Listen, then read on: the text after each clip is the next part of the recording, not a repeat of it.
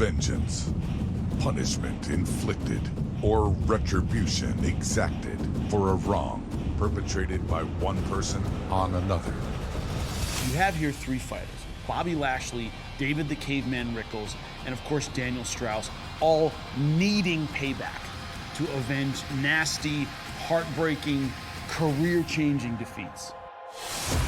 Tonight, Bellator MMA returns with a vengeance. Chandler just unloaded! Iron Michael Chandler returns home and goes toe-to-toe with David the Caveman Rickles. Let's go! Superstar Bobby Lashley battles the Colossus James Thompson in a heavyweight showdown. And in the main event, featherweight world champion Patrício Pitbull Oh my God! takes on Daniel Straus for the third time. Pitbull's still the champion. Plus, lightweight world champion Ill Will Brooks defends his belt Bang, right on the dot. when he faces submission master Marcin. A knee bar, a scream, fight is over. Bellator MMA, presented by Miller Lite, starts right now. St. Louis, Missouri. Tonight, the center of the country is center stage for what may very well be the most important night in Bellator history. You are inside the Scott Trade Center, underneath the arch. On a night, Bellator MMA is here with 3 rematches. On a night, Bellator MMA is here with 2 world title fights. On a night, Bellator MMA is here with a vengeance. It is always great to see you, Sean Grande and Jimmy Smith, but especially tonight. Bellator's homegrown talent will be featured.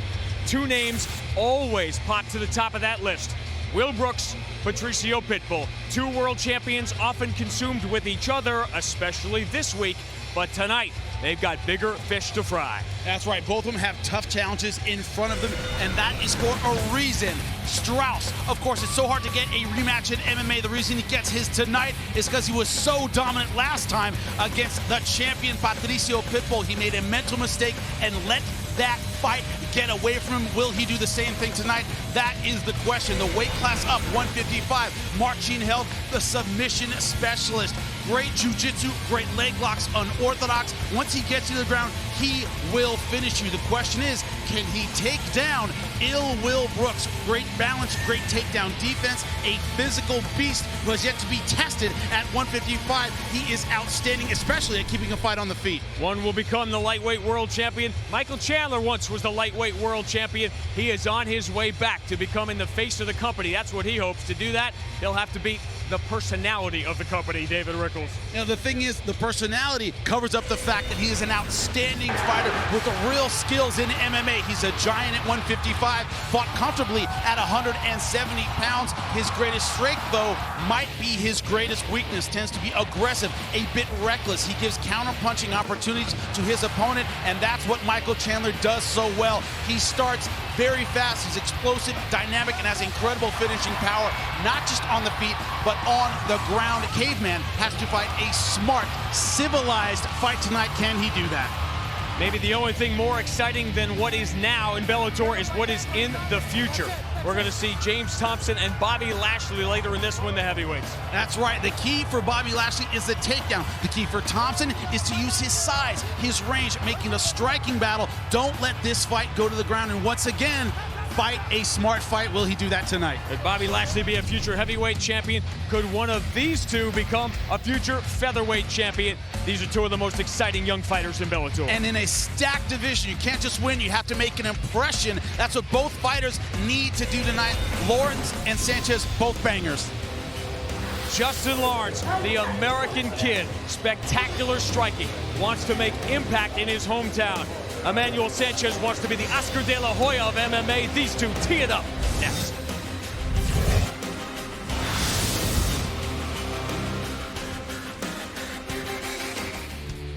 Tonight, St. Louis becomes the gateway to the best in Bellator, and 2 of the best young fighters on the roster will tee it up. Justin Lawrence on the left, Emmanuel Sanchez on the right, fighting on short notice, fighting just 6 weeks after we saw him in Hidalgo. 2 guys who want to put on a show with huge stakes in the featherweight division. And both guys have the skills to do that. Both striker. Sanchez more Muay Thai. Lawrence proud of his karate style. A Tale of the Tape brought to you by Dave & Buster's, the only place to eat, drink, play, and watch sports. Look at the reach advantage of Emmanuel Sanchez. The question, will he be too aggressive and give up that advantage? We will see. A night we have waited for 4 months is finally here. It begins with Michael C. Williams. Ladies and gentlemen, good evening and welcome as Miller Lite presents Bellator 145 with a vengeance from Scott Trade Center here in St. Louis. The action begins now with 3 5-minute rounds in the featherweight division, brought to you by Dave & Buster's, the only place to eat, drink, play, and watch sports. And now first introducing the blue corner at 5'9", weighing in 146 pounds even. His professional record, 11 victories, 2 defeats. He fights out of Milwaukee, Wisconsin, Emmanuel Sanchez. And across the cage, fighting out of the red corner at 5'8", weighing in 146 pounds. As a professional, 8 wins, just 2 losses. He fights out of Pacific, Missouri. Introducing Justin, the American Kid Lawrence. In charge of the action, your referee, Big John McCarthy.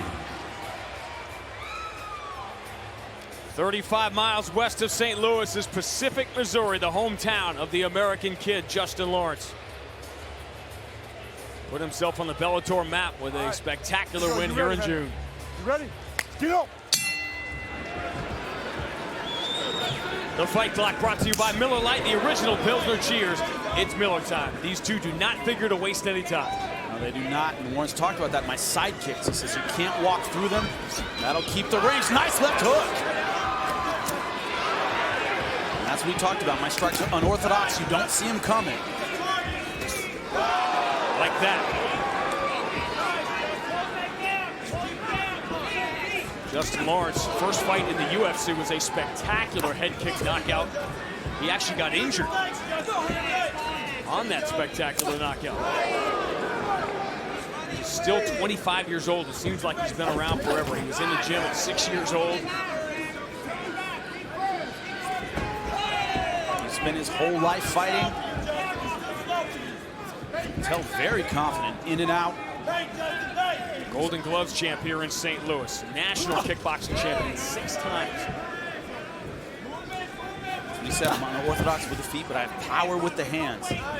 Already a little damage taken by Emmanuel Sanchez. We're so excited for this fight, so excited to open the show. He said to me the other day, it's the first time I've been on a poster. That's a big deal. First time's important. Sanchez walking forward, but walking forward very square is presenting a very open target. What he needs to do is get his leg kicks going. One thing karate fighters do is they tend to put a lot of weight on that lead leg, kick it out from under him, and really slow him down. So far, he hasn't been able to get that going. It's been Lawrence throwing all the kicks.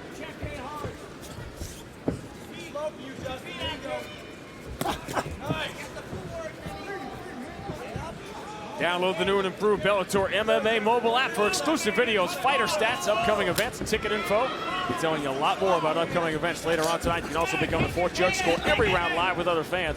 Available now for iOS and Android.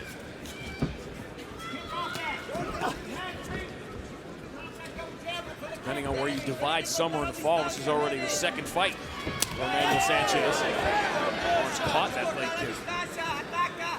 Sanchez fought 6 weeks ago in Hidalgo, Texas, scoring an impressive win. What are the pros and cons of late notice? You don't have time to get out of shape, in a sense. We only fought 6 weeks ago, so he's still pretty fit. He didn't go up the scale and then eat a whole lot, didn't have a bad cut. He didn't have time to get out of shape. That's the good news of fighting back-to-back. Sanchez, part of that powerhouse roster Duke Rufus is putting together in Milwaukee.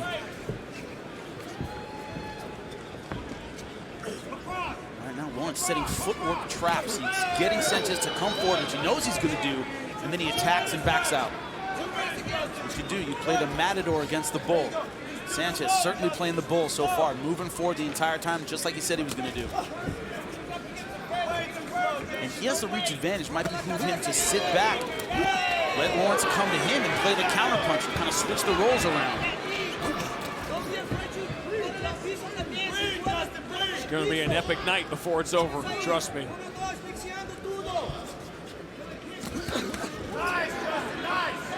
It's all about counter strikes right now. Usually guys with a point fighting kind of style, they play from the outside, and when you get inside, you can have your way with them with the punches. Not Lawrence. He's throwing nice, tight combinations, thudding punches when they get in that kind of range. So he's not just a long-range fighter. That's impressive. It's really impossible not to like these two guys when you spend time with them. It makes you realize how what good shape the featherweight division is in with these two. Just at the start of things, just both 25 years old. Now, one thing I haven't seen in a lot of fighters who are 25 is scar tissue like you see on Sanchez over both of his eyes. Really bad scars. Those open very easily. That might be a factor in this fight. He bled quite a bit against Corrales. Just 6 weeks ago. Yes. The scar's still very fresh. It was a split decision win for him. But it was kind of an opposite sort of scenario. He was the boxer, he was the volume puncher against the brawler in Corrales. Well, now he's facing a guy who's fast, who's angling well. He's being the guy walking forward, trying to be the aggressor, but Lawrence so far ready for his attacks.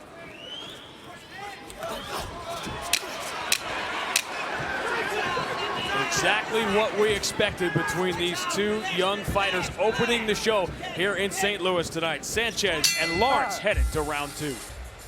Entertaining opening round between Emmanuel Sanchez and Justin Lawrence. Get up. The Sanchez corner liked the leg kicks. They want to see more of that in round 2. It's a way to slow down a karate fighter. They rely on that movement. They're a little more wide with their base like that. You see him leaning a lot on the lead foot. Kick that leg out from under him.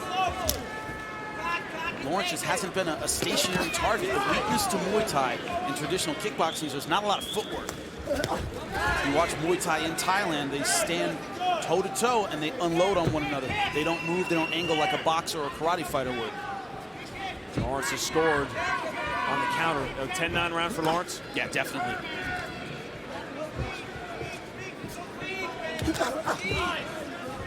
That's what I find so impressive is good hand speed and accuracy.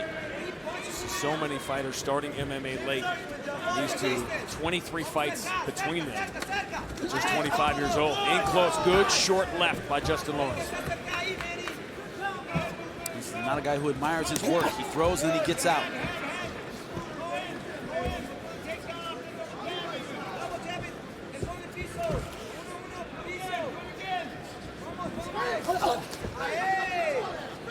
Talk to Justin Lawrence about what he would tell his 20-year-old self. He wouldn't change the outcome. He wouldn't change anything he has been through. He's learned so much. The Ultimate Fighter experience. He took one there. With lead right, Sanchez setting this up.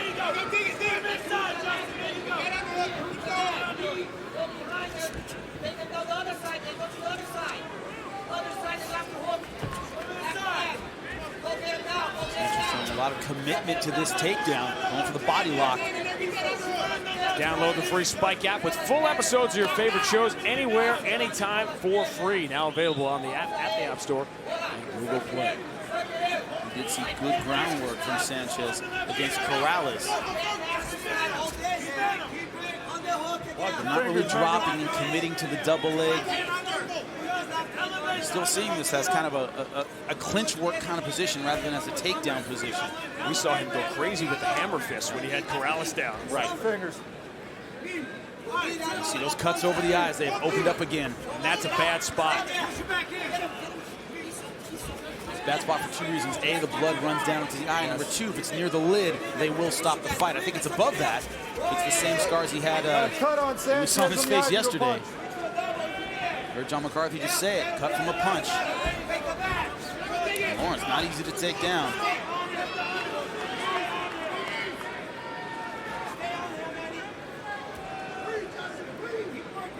Come on, gotta work, go after it. John McCarthy will not be that patient. They go to the cage. Cannot grab the cage.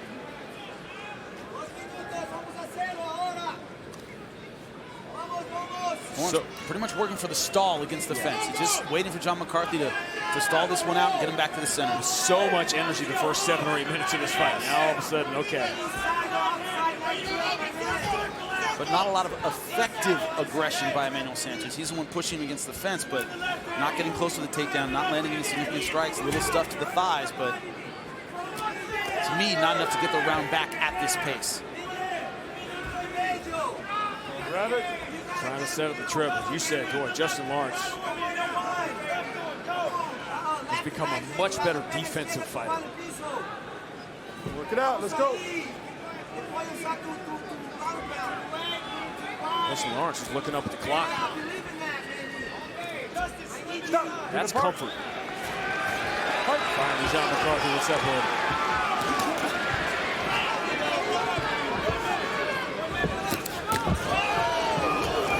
For that lead with the right foot, dangerous. She leaves herself open. Great straight punches again by Lawrence. Spinning back kick didn't come close.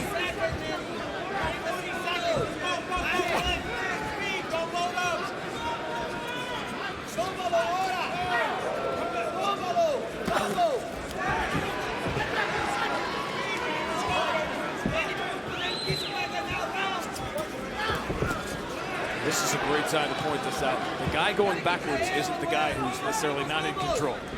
Very, very true. Oh, nice huge right kick by Sanchez. Lawrence is stunned and he's hanging on now for dear life with 10 seconds to go in the round. Unbelievable, like you said, completely in control, but ate a big one. Man! Sanchez waited nearly 10 full minutes for that opportunity. He took advantage right there. Third round coming up. Don't go anywhere.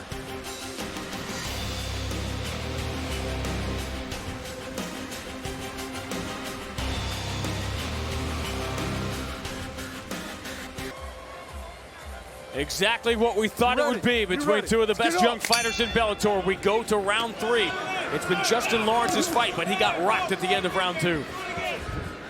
What Sanchez wants to test is how much has he cleared the cobwebs in between rounds. Another good right hand. Lawrence not going into a defensive mode. He's stepping into the center of the cage and throwing. Boy, timing is everything. That happens 30 seconds earlier. We're not here right now. It's a momentum shifting moment. There's the pick 6 that changes the game around. That's what a shot like that is. Reminds me very much of Patrício Pitbull here in St. Louis in June at the end of that first round when he got rocked, and he never really got it back in between rounds. He just landed the one big shot. Now, you see the numbers. Those are kicks. The strikes have been different. You have this 2 rounds to none for Lawrence. I do. I didn't think that last punch was enough to win back the round. Some judges might disagree, so neither guy can feel like they have this one, as far as the scorecards, in the bag in this 3rd round. So hard. You're sitting home saying, how can that be? He almost ended the fight, but it was a 5-minute round, and that was one moment in that 5 minutes. That's the way I see it. But a lot of fans, a lot of judges will disagree with that. And I'm okay with that. You give and give. Your heart is so big. I do. But it's so easy. This is why it is so tough to judge these fights. Yep. That's human nature to see that at the end of the round. And, you know, Lawrence, his style, constantly moving, constantly attacking, that takes a lot of gas. How much does he have left in this 3rd round? Man, Sanchez, that was risky. Yep, trying to take the back. Lawrence able to turn. Big tactical mistake this late in the fight. Does have a good guard, though. We saw that against Corrales.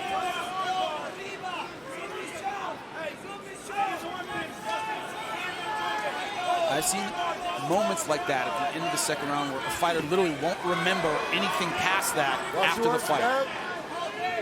You know, Lawrence could be fighting on guts and instinct right now.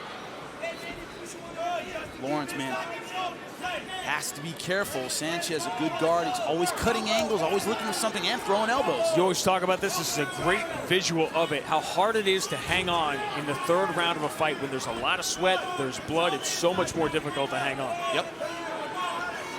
But right now on the bottom, Sanchez so far being the more active fighter. Problem is, to a lot of judges, if you're on top, you're the one winning.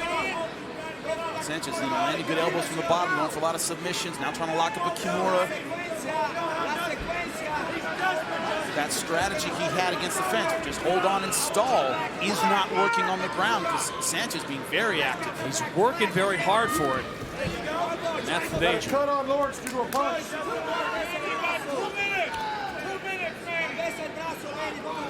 Are young fighters more likely to overcommit for something like that? Completely. Or I wouldn't say young, but certainly inexperienced. Shows a lot about your jiu-jitsu game when you go for something, you know it's done before your opponent knows it's done, so you can transition before he's ready for it.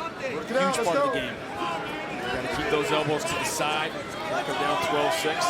Whether you like that rule or not. Now, here's a strategic choice. Sanchez has been so active, John McCarthy hasn't had any reason to stand it up.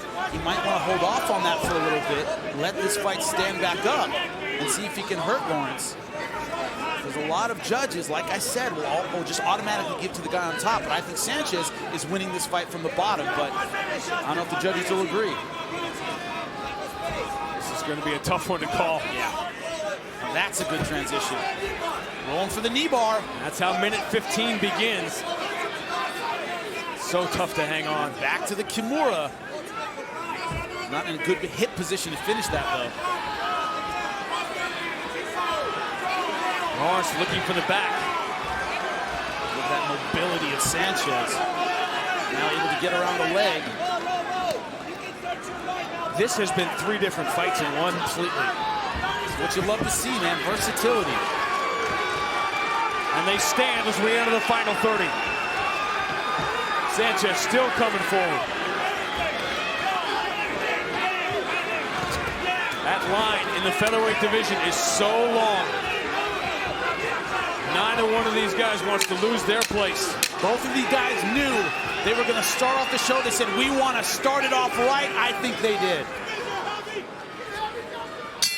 15 dazzling minutes from Emmanuel Sanchez and Justin Lawrence. At stake, their place in the overcrowded featherweight division. Who steps forward and who steps back? We'll find out next. Justin Lawrence and Emmanuel Sanchez wanted this moment. They wanted to open the show, and they did not disappoint. Let's check out the Blackheart replay. And this could be the turning point of the fight. Look at this kick, the end of the second round. Look at the eyes of Justin Lawrence, and that gave Sanchez momentum. That gave him confidence going into the third round. It's going to be a tough one to score, my friend. This is all going to come down to how they scored round 2. Exactly. You had it for Justin Lawrence. I had it for Justin Lawrence, but only the first round was really clearly belonging to Justin Lawrence. You saw how close the strikes were. You see how close Jimmy's scorecard is. I imagine the other scorecards are going to be close as well. Let's find out. Ladies and gentlemen, having gone the distance, we'll go to your 3 cage-side judges. Your first judge, Robin Veal, scores the fight 29-28, seeing it for Lawrence. Your second judge at cage-side, Justin Brown, scores the fight 29-28, seeing the fight for Sanchez. Your third and final judge, Travis Busking, scores the fight 29-28 for the winner by split decision, Emmanuel Sanchez. You knew it would be a razor-thin margin. I have a hunch, a very strong hunch. We will see these two again. Right now, we'll see Emmanuel Sanchez with Jimmy Smith. Emmanuel, my first question for you, a very close fight. The first round, no, you look terrible, I can tell you that. You don't have to look at the screen. It's a price of fighting. But a tough first round. What gave you confidence going into rounds 2 and 3? Was it that kick at the end of the second round? I believe it was that kick and my pressure. Hey, everybody, give it up for Justin. Give it up for Justin, St. Louis. I've been growing up. You know, he's only a month older than me, but I've been watching him for a long time. He's been a professional when I was still an amateur. So I respect him, guys. I know you're all behind him, but my family comes from very far, and I'm just here to pursue the American dream, trying to make my dreams come true, too. Thank you, St. Louis. I love St. Louis. I can't wait to be back. My second question for you, obviously a deep talent pool at 145. You're the young gun coming up. What's your message to the rest of the division? I just showed him my message right there. You know, I wanted that first round finish.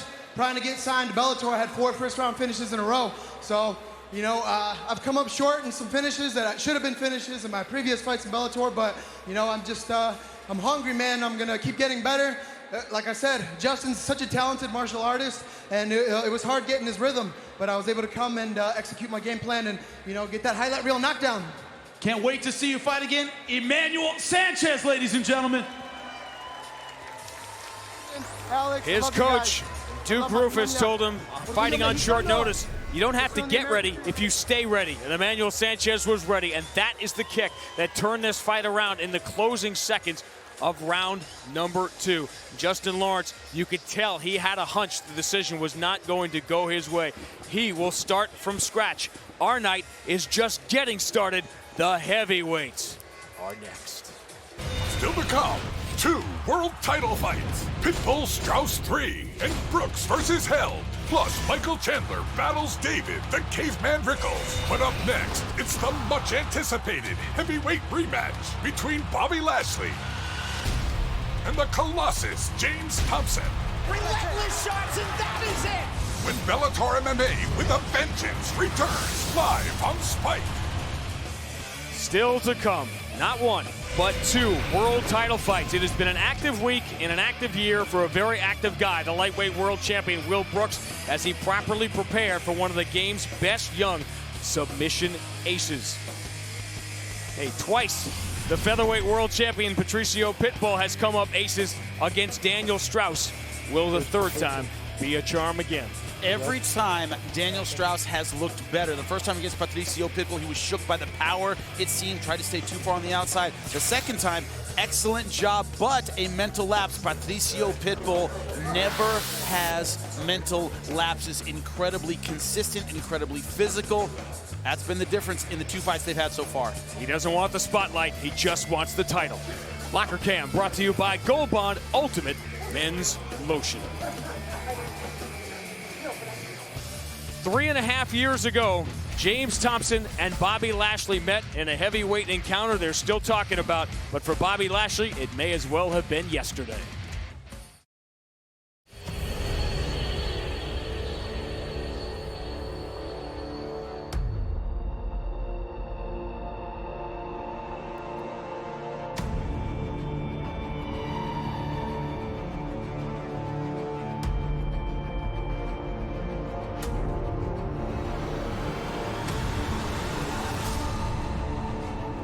Because the judges, you feel, got it wrong last time.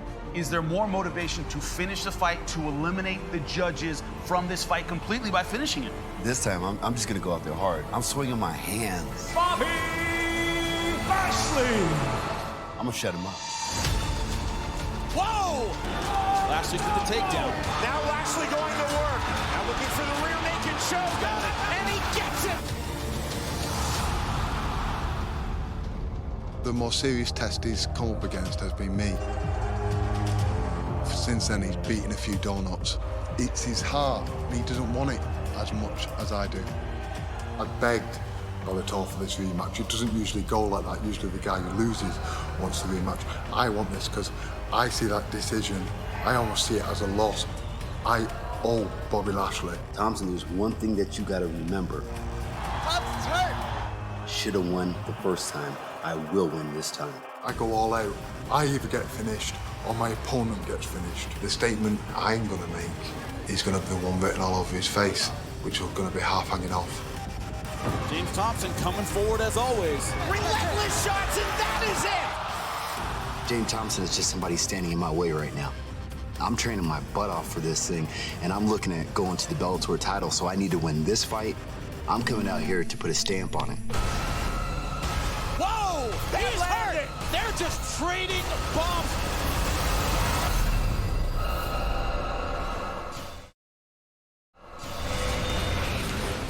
Bobby Lashley has accomplished so much in his professional career, but he's got 2 big things ahead of him. He wants to be the heavyweight champion, but first, he has to beat that man. Lashley Thompson is next, and a special guest. It's true.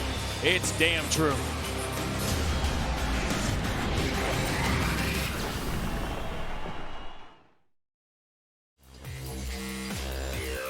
There are 3 of us sitting here, 2 Hall of Famers.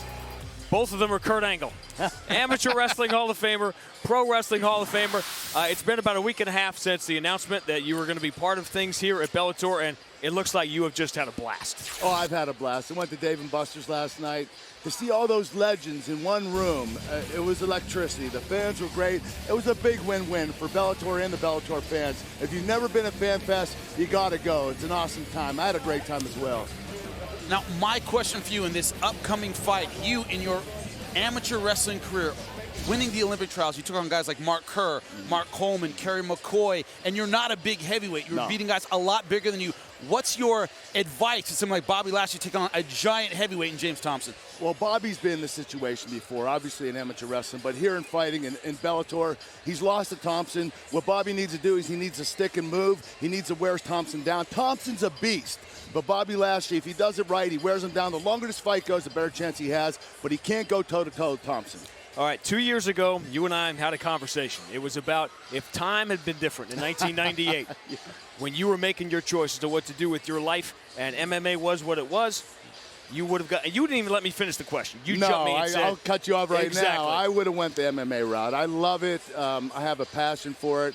It's the one thing that I wanted to do, but the money wasn't there when I came out of the Olympics. But then it came around the early 2000s, and I was already well into pro wrestling. I wish it were the other way, but I went in the pro wrestling route. I don't regret it, but at the same time I do, because here I am standing. I don't have one fight, and I'm 46 years old. So let me ask you the one question all of you are asking, that all the interwebs are asking.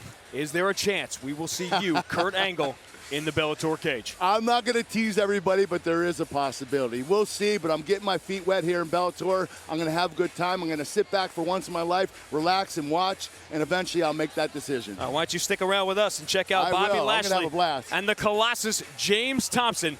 It's now. By Dave & Buster's, the only place to eat, drink, play, and watch sports. What can you highlight but the weight? James Thompson just under the 265-pound limit. Bobby Lashley, 240, a lighter, faster heavyweight.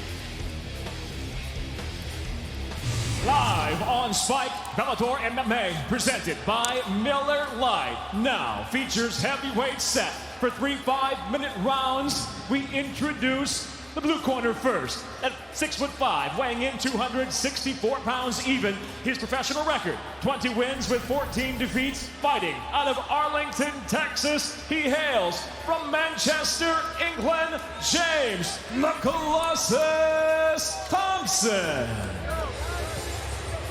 And across the cage, fighting out of the red corner at 6'3", weighing in 239.5 pounds as a professional. He brings 13 victories, only 2 defeats. From Parker, Colorado, he fights out of Coconut Creek, Florida, introducing Bobby Lashley.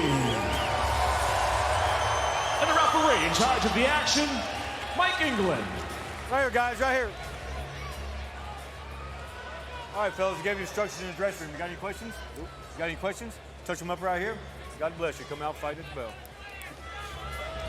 3.5 years have gone by. This fight was on and it was off. It was on and it is off. It is finally here. Are you ready, fighter? Are you ready, fighter? Let's go. It's time to back up. The fight clock brought to you by Miller Lite, the original Pilsner Cheers. It's Miller time. Jimmy, 25 pounds is a big difference. It's a huge difference. Look at the speed of that takedown. And this is what's incredible about Bobby Lashley. He can take a big man down like that. This is where he needs to be the whole fight. And in 15 minutes in the first fight, he barely got him. Yeah, exactly. That's what you want to do, get it done quickly. He has an evolving submission game. They have no sweat on them. It's where it's easy to lock a guy up. But right now, he's starting out with the ground and pound. Great job softening Thompson up.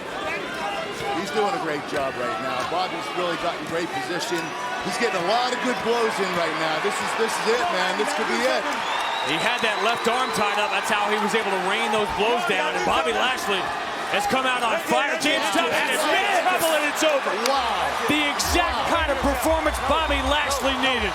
And James Thompson has just fallen over trying to get up. You thought that was an early stoppage. He couldn't even rise to his feet. That was not the same fight that happened 3.5 years ago. That was unbelievable. What a great fight. What a great way for Bobby Lashley to end this fight.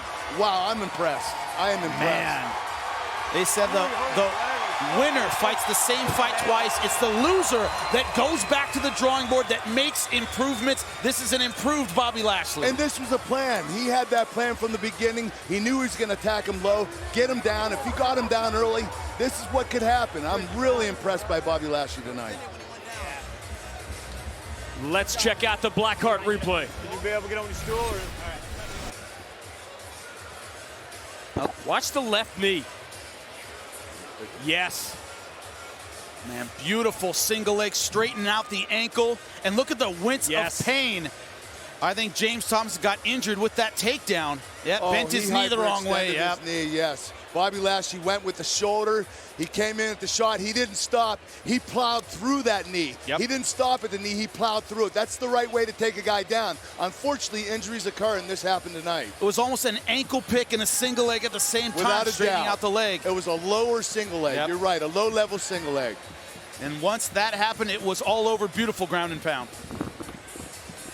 The replay brought to you by Blackheart Premium Spice Rum, the bold 93 proof rum that is edgy to the core.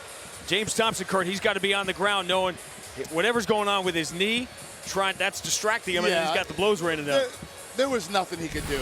There was nothing he could do. He had to do what he had to do. He was trying to protect himself, but his knee was blown out. He knew the fight was over. Bobby Lashley with Jimmy Smith next. For 3.5 years, Bobby Lashley has waited. He has stewed over the loss to James Thompson. It was worth the wait. Let's get the official word.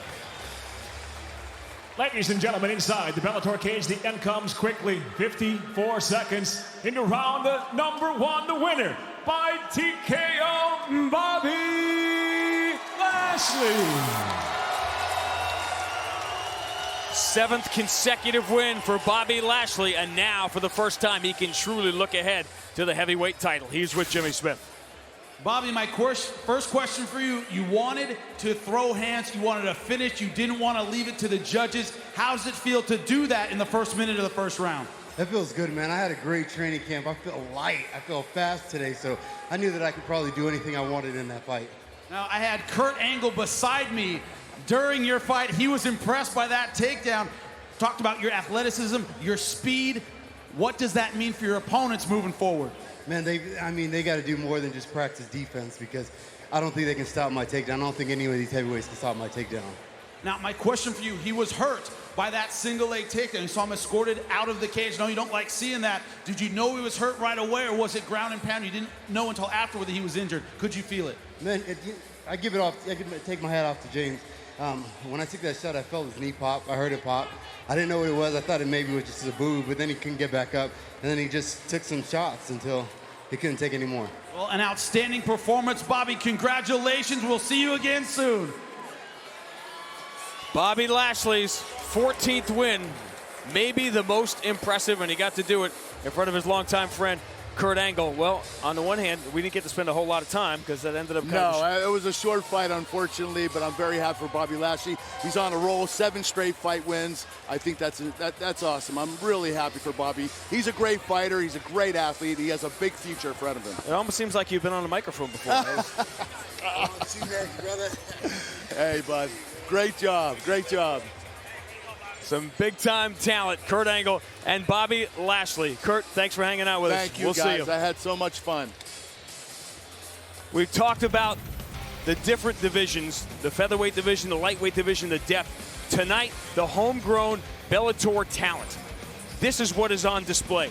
The all-time wins leaders in Bellator history, and you can see how many of them are on this card tonight. Patrício Pitbull at the top of the list.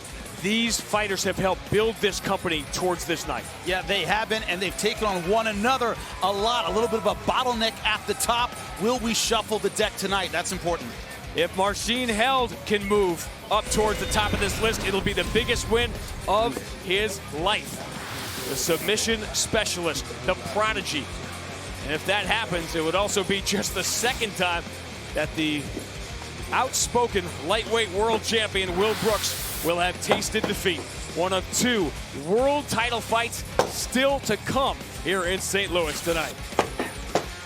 Josh Thompson, the last time we saw you at Dynamite, you were all smiles. A lot of headlines with the jump to Bellator. Has it been everything you hoped it would be? It's everything I thought it would be, and it's actually better. There's just a sense of ease when you come into Bellator. Everyone feels like a family. It feels like a great experience for me to be here, and I'm enjoying every step of it. My question is, you fight at lightweight, 155 pounds, the belt on the line tonight. How hungry are you to get a shot at either Held or Brooks, or be in that mix, be in that conversation? There's no doubt whether I'll be in the mix or not. So I'm not looking forward to getting past Villaseca. Once I get past him, then it's all title shots for me, man. I'm not looking back. Let me just tell you that. They didn't bring me here to lose. What are we going to see December 4th against Villaseca in San Jose? You're going to see a different Josh Thompson. Someone's going to come out on fire. I'm telling you right now, this fight's not going the distance. And I don't normally predict things like that, but I'm not letting it happen. That's weird. He's usually so patient. Yeah. It's weird. Coming out fast this time, huh? No, this time it's going to be a different fight. I'm telling you right now, it's going to be explosive and entertaining. The fall of Bellator continues. Josh Thompson joining us here. We've got David Rickles and Michael Chandler coming up next.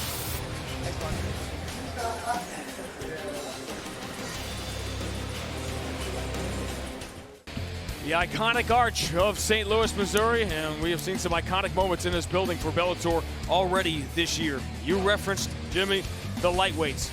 This is what awaits tomorrow morning. Hey, Will Brooks and Marcin Held, someone's going to wake up a happy man tomorrow, but with a very long list behind them. That's right. Josh Thompson, Patrício Pitbull, the winner of this fight, Chandler versus Rickles, takes a big step up. The loser, perhaps, a big step down. It's hard to get to the top of the division this deep. Josh Thompson, December 4th. Brandon Gertz, we will see in 2 weeks on November the 20th. But right now, we will see this, a fascinating matchup. When people look at Michael Chandler, All-American, family man, community leader, they see the man they want to be. When they see Dave Rickles, they see the guy they really are. Jimmy Smith sat down with both. Hey, man. How you doing, dude? Good to see you, bro. Salute. The last time you fought Michael, knockout in the first round. Man, that was a quick punch. Knocked unconscious. I was an ape who didn't understand the tools that I had. Now that I've got my body where I want to, it feels like a sharpened tool. You know, Caveman sharpened his goddamn spear, and I'm about to use it. He has him in trouble. Big shot by Rickles. He's out. My question for you, Michael, if I were your management, I wouldn't let you anywhere near a cage with this guy. He's a wild man, he's dangerous, he can finish anybody. Why? I'm the kind of guy, I fought hours and hours inside the cage. I've never once taken a step backwards. Myself and Dave Rickles are two of the most exciting guys in this division. That's why I said yes. That's where my heart is. That's what I am as a fighter. I'm looking to bite down on my mouthpiece and get after it. That's exactly what I'm here for. I came to St. Louis to beat him up in his hometown. I've pushed myself as hard as I could go. I've gone all in. That's the shit that people love to see. I still look at myself like I am the best lightweight in the world. Whether it's Caveman, whether it's anybody else in this division, I want to knock them all down, get that title back. When the bell rings, I'm coming forward, plain and simple. Dave Rickles is going to be the best in the world. I'm going to wear the belt. I'm going to wear the belt, and it's going to start with you.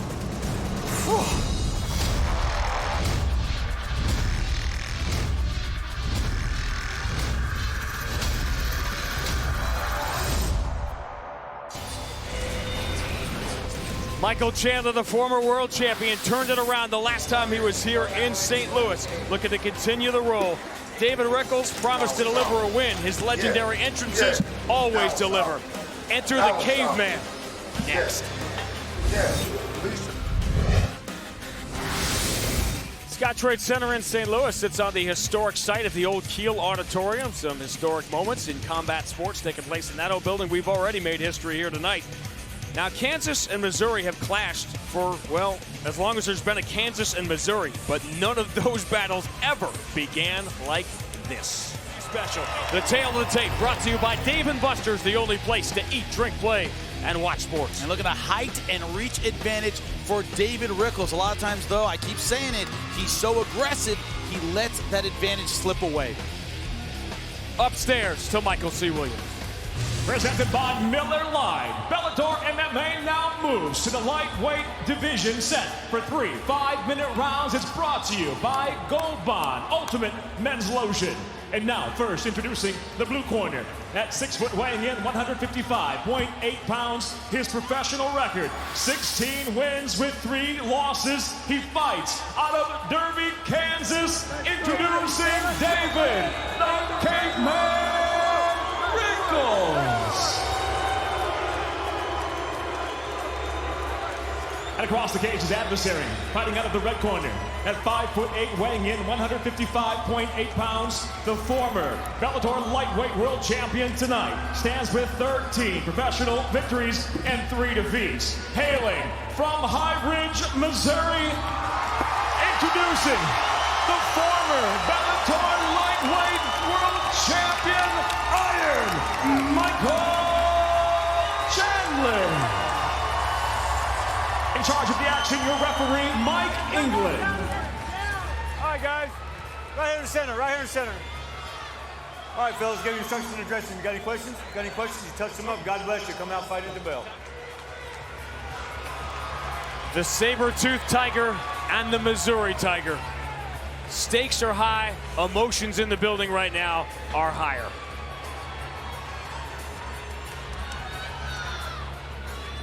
Are you ready, sir? Are you ready, sir? Let's fight!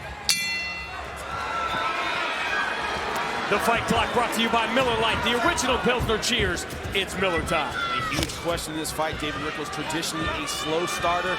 Michael Chandler starts like he's shot out of a cannon. That slow start for David Rickles the first time led to a very quick finish.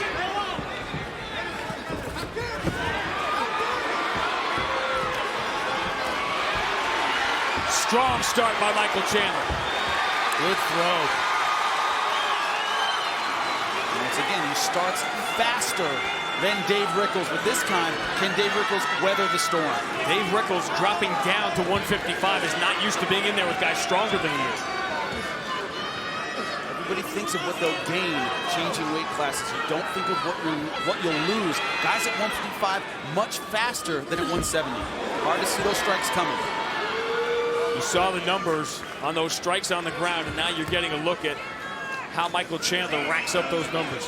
And also he's compact, doesn't leave a lot behind to submit with his arms, good posture most of the time. Not easy to work from the guard if you're David Rickles. And he has an excellent guard. Michael Chandler, hard work, self-made. He wasn't a state champion in high school. He just outworked everybody. He was a walk-on at the University of Missouri.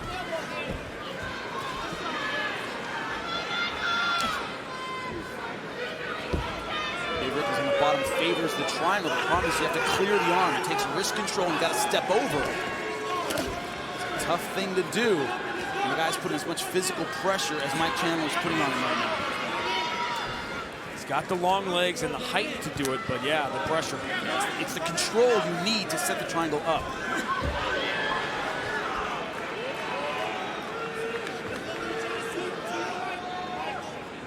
Wrestlers spend their whole career training submission defense. They just don't know it yet.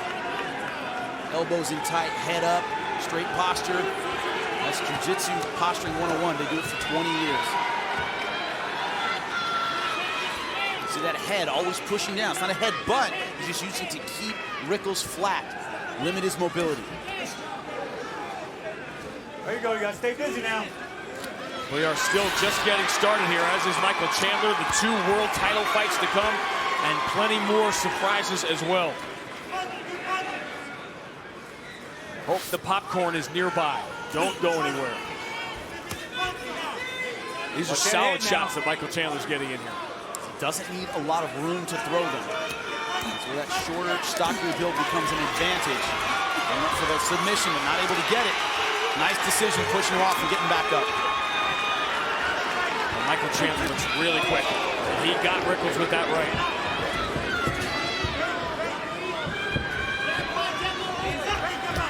There's a part where you worry about Chandler's stand-up. He keeps his hands very low.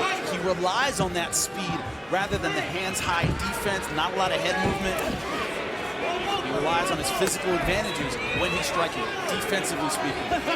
Everything about these 2 is different. There's a contrast in the way they approach everything. Rickles much more traditional. Drop the leg kicks from the outside, using his range advantage. Making Chandler come to him. What he's yet to do is look at that lead hand going. He's waiting for Chandler. He's trying to counter-strike. The problem is Chandler's been a little too quick for that strategy to work. Rickles has been patient. Another takedown.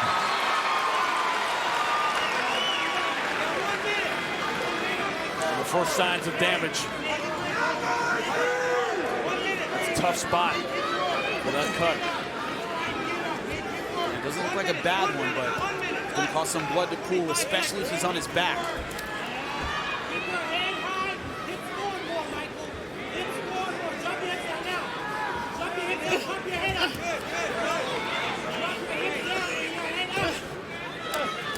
One thing about Chandler, having spent so much time as the champ, he's used to 5-round fights, he has great condition. Rickles more active this time.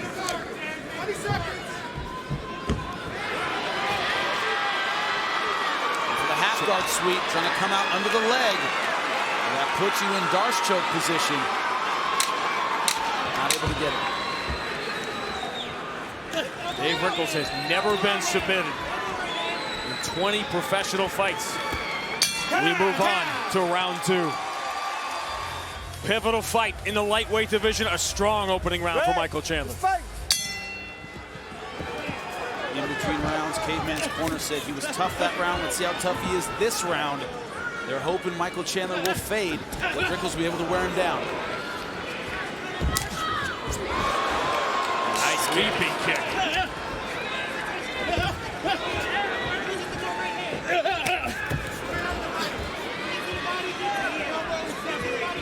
No surprise with those numbers. A lot of those strikes on the ground, 69%. That's target practice.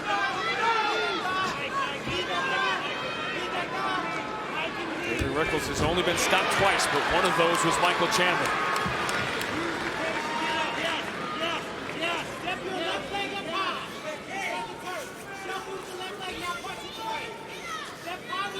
One thing in the Will Brooks fight, Will able to stop a lot of takedowns. It made Michael Chandler spend a lot of energy to keep Will Brooks down.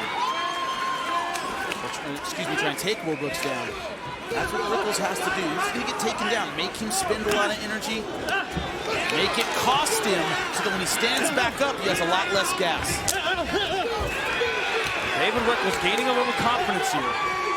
Having success with that left hook because Chandler isn't bringing his hands up and he's slowing down a little bit. Oh my God! Going for the guillotine.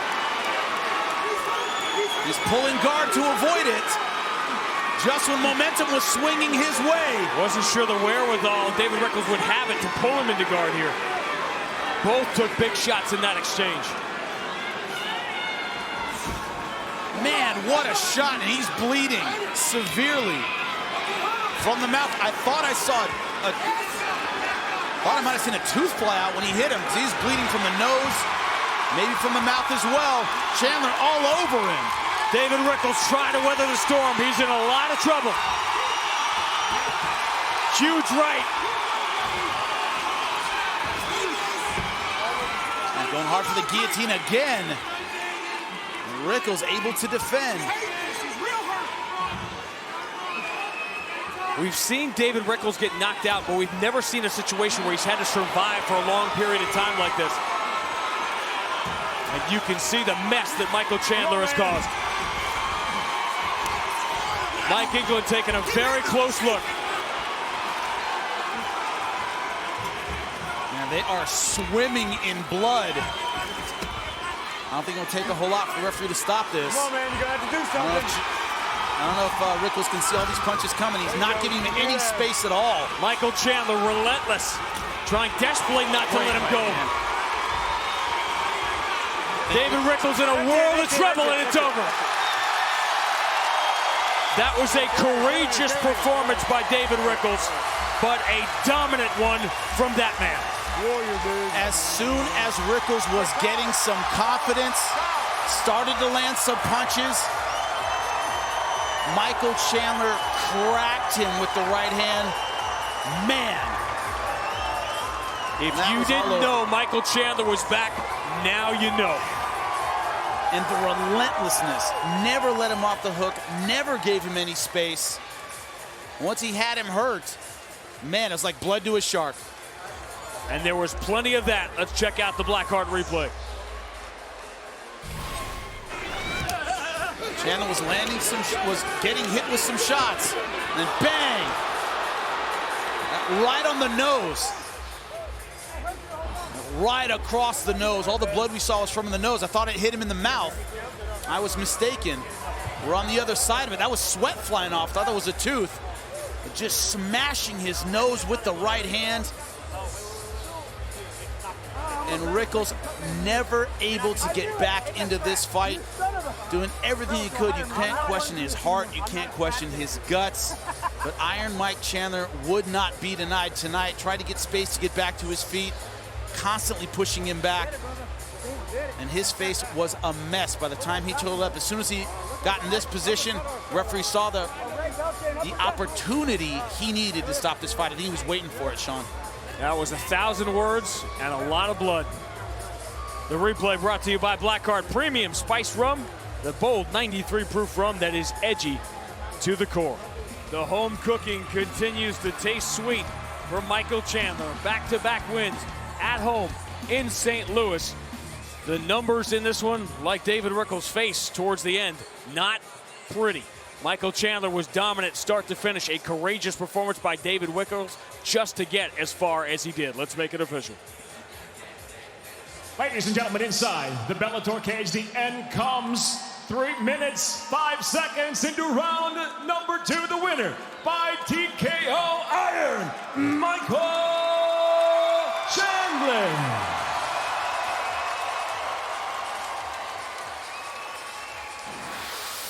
A lot of respect between these two. The former lightweight world champion would like to be the future lightweight world champion. He's with Jimmy Smith. I'm here with Iron Mike Chandler. Mike, my first question, just when he was coming on, just when he was starting to land some strikes, you land the shot that put him away. How does that make it sweeter for you? Listen, man, I don't even deserve to take the credit for this. I've had so many people just pouring into my life over the last decades and decades. Right here in Missouri, I thank you guys so much. You know, just trying to stay calm, let the fight progress. I started this sport going out and finishing every single guy that you don't remember, that you got to fight 15 minutes. You got to settle into a 25-minute war sometimes. And just listen to my coaches. I love you guys. Thank you so much. And, you know, the finish came, and Rickles is a tough son of a gun. Now, tell me about fighting here seems to bring the best out in you. What is it? Scott Coker, please keep coming to St. Louis. The St. Louis fans are the best fans in the entire world. Listen to them. I love you guys. I feed off of this. My heart and soul is right here in the Midwest, Missouri, St. Louis. I love you guys so much. The belt on the line tonight, Ill Will Brooks versus Marcin Held. Two guys you know very well. How bad do you want the winner of that fight? I want him so bad I can taste it. I've been tasting it for years now, man. The dry spell I went through, 668 days without a win, makes wins like this right here in front of the St. Louis crowd so much sweeter. I deserve that belt. I believe that in my heart. I think I'm the best fighter in this division. I think I'm the best lightweight in the world on any given night. I hope those guys battle it out for you guys. I want the winner, Scott Coker. Make it happen. If not, I'll knock every single one of you lightweights down to get there. You heard it. Let's give it up for Iron Mike Chandler, ladies and gentlemen. He went through the forest and has come out on the other side. Michael Chandler is back. And we see both sides of him. A dominant, brutal performance, pounding David Rickles into this second round TKO. And a very, very proud family of Michael Chandler. David Rickles gave everything he could to this fight. He was outmatched tonight. He was just a step behind. You cannot be a step behind against this man. You will pay. Big wins tonight for Michael Chandler, for Bobby Lashley, for Emmanuel Sanchez. We have huge announcements coming up throughout the course of the night. My phone is blowing up, and the internet, take it away. Looking at that shot, what does that mean? It's time to battle for Bellator Gold. Still to come in the main event, it's Pitbull is out cold versus Straus 3. There's the tap. But up next, the lightweight belt is on the line when world champion Will Brooks collides with Marcin Held. It's the first of 2 world title fights when Bellator MMA, presented by Miller Lite, returns.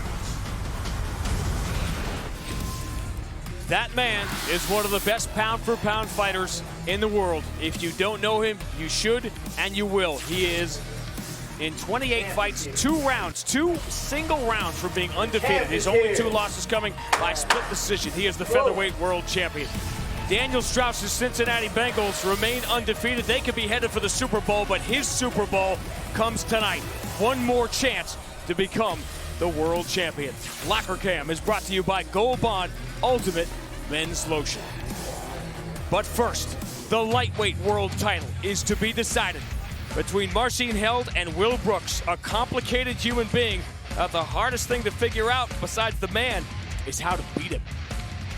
He is rocked. Tremendous heart. He has a hungry kid coming after him now. I don't believe Marcin has an idea of what he's in for. I'm a very nasty, aggressive person. The Bellator lightweight world champion, Will Brooks.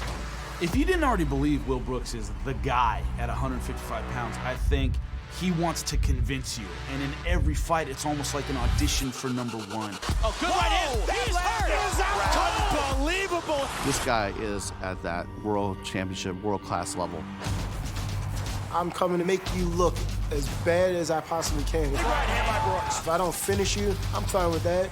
He's confident. He's aggressive. We got 5 rounds for me to just flat out embarrass you. Will Brooks on another level.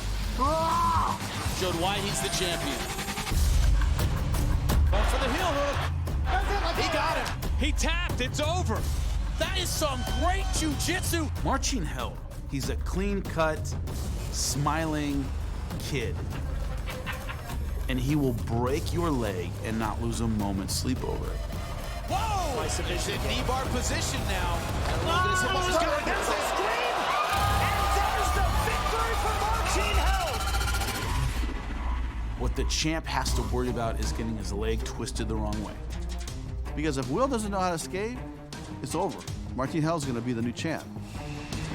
This is the moment I have been waiting for since I was a little boy. I started playing jiu-jitsu when I was 9 years old. I don't want to hear my opponent's legs popping, but if he doesn't tap, it is what I have to do. He got it, and it's over. Going hard for the heel hook. And there's the tap. Leg locks are the taboo of jiu-jitsu. It's like nothing else in sports, where you might see someone's career end right there intentionally. You have to be cold-blooded, and do not think for 1 second Marcin is not cold-blooded, because he is. Oh man, tap for snap. Oh my God, this is unbelievable. How does Marcin win this fight? He doesn't. He does not win this fight. There's nobody that's gonna come in my castle and take over my crown. I've got my family, I've got my fiance, I've got a baby on the way.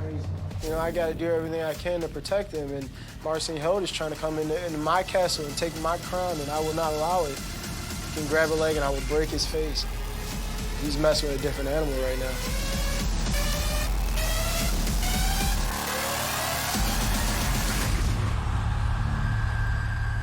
The tail of the tape in the lightweight world title fight is brought to you by Dave & Buster's, the only place to eat, drink, play, and watch sports. Look at the record. Both guys extremely experienced. That 1 loss on Will Brooks' record is Sayadawad. He avenged that. Wants to move to 17-1 and keep the belt. Bellator MMA presented by Miller Lite now features tonight's co-main event live on Spike. 5 5-minute rounds for the Bellator Lightweight World Championship. Brought to you by Blackheart Premium Spice Rum, Seduction in a Bottle, the official rum of Bellator MMA. And now first introducing the blue corner. At 5'9", weighing in 154.8 pounds. Impressive as a professional. He brings 21 victories with 3 defeats from Czechia, Poland. Introducing the challenger, Marcin Held. And across the cage, fighting out of the red corner, at 5'10", weighing in 154.8 pounds. Tonight, making his second title defense, he stands with 16 professional victories, only 1 defeat. From Chicago, Illinois, the defending Bellator Lightweight World Champion, Will Brooks. And the referee in charge of the action, Big John McCarthy. The second time John McCarthy has refereed both of these fighters. Gentlemen, went over the rules in the back. I want you to protect yourself at all times. Don't obey my commands at all times. If you want to touch gloves, touch them now. Good luck to both of you. When Michael Chandler beat Marcin Held when Held was 19 years old, he said after the fight, that is going to be our world champion someday. Is this that day? Will Brooks says absolutely not. That is what it's all about. All right, here we go. Are you ready? Are you ready? Let's get it on. The fight clock brought to you by Miller Lite, the original Pilsner. Cheers. It's Miller time. And it's world title fight time. First of two.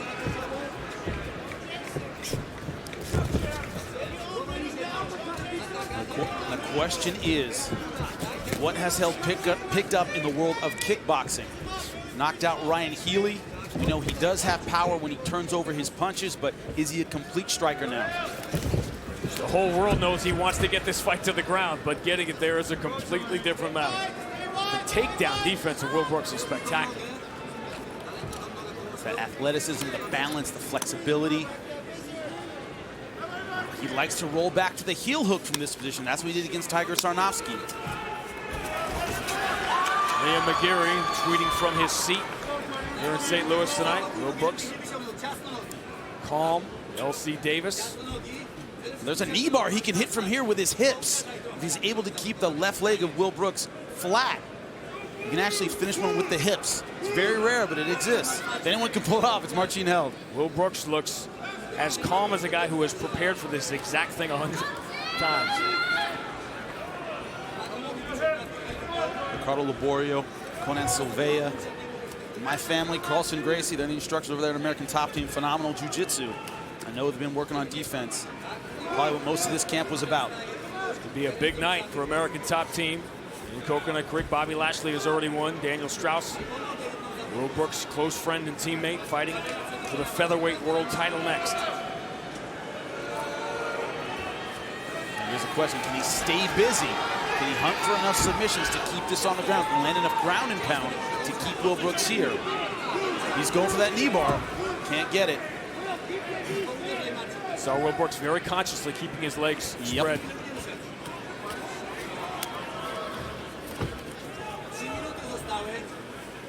The clamp he's keeping on that leg. That's what's keeping Will Brooks from popping back to his feet. Jiu-jitsu's physical chess. It's the little moves, the little setups that make everything else work. It's not always the big movements. He's trying for that knee bar. He's going for it, and he's letting it go when it's not working. It's hard for us to see from this position. That's partly what's keeping Will Brooks where he is. He feels what Marcin Held's going for. Will Brooks looks like he's about to take a nap. Look how calm he is. Game face, that's what you need. What's hard to understand about mixed martial artists is we're always training with people better than us at something. Getting our butts kicked, being in bad position isn't weird for us. It happens to us all the time. And sometimes it's more dangerous to try and escape than to stay where you are. Yes, very true.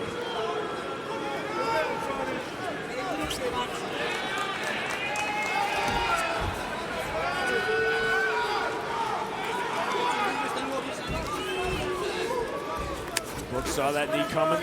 I remember the Dave Jansen fight. The last time we saw Will Brooks in the cage, he lost the first round. And came back stronger. Now going for the arm bar. Going for the right arm of Will Brooks. See him pull his shoulder out. Even on top, this isn't where he wants to be, especially early on in the fight. Maybe after he wears him down a bit. In the knee bar position. Don't hold the pad.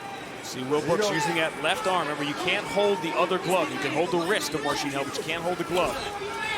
And straighten out the leg. Problem is, his left leg is caught by the head. Yeah. See how Will Brooks is holding on to it? That hurts his leverage. Needs to free it. He's got it free now. Dangerous moments. Marcin Held really going for this one. Toe hold. Cranked his heart again. Now back to the knee bar. This is where he finished Tiger Sarnofsky. Will Brooks trying not to flatten out. He might have it. He's got to get his right arm free.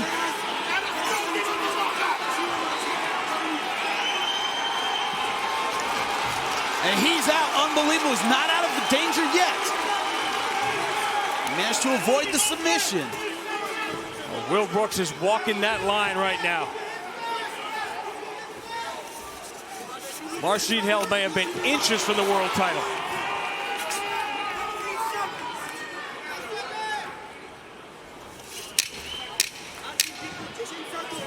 This sport began with jiu-jitsu dominating. Marcin Held trying to carry on that tradition. A late flurry from Will Brooks and the escape that got him out of danger. There you go, using his foot to free the other leg. Close one for Will Brooks. Bellator with a vengeance. It has been a phenomenal night already. We are into round 2 of the first of 2 world title fights. And Will Brooks barely escaped with that title in round 1. Talk to me, Jimmy, about the geography of the cage and where Will Brooks needs this fight. Where Will Brooks wants to be is in the center. Moving around, angling, doesn't want to be against the fence.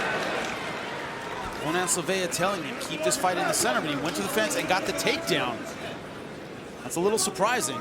Will Brooks can take Marcin Held down at will, but that is walking into the line. Yeah.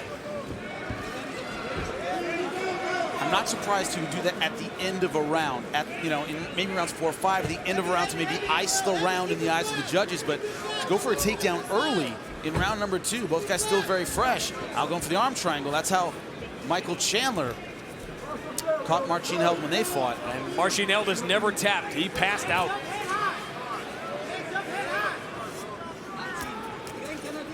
You know Will Brooks would love to end this by submission. Send a message.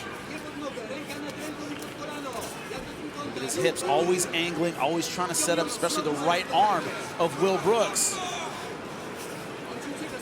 He's always working. He's never sitting there. Brooks, though, very careful. Now in triangle danger. Look at that posture. That is physical strength, my friend. Great posture, great technique, but now a right arm in danger. Plata. A superior athlete, of that there is no question. But he is walking a very dangerous line here. Funny guy who's chaining his jiu-jitsu together very well. One submission, the next submission, the next submission. Now he's trying to straighten out the leg again. Back to the toe hold. That's the combo. Toe hold to knee bar. They're complementary submissions. Easy to go back and forth from one to the other. If the leg's bent, you go toe hold. If it's straight, you go knee bar. Ryan Couture, who we talked about earlier,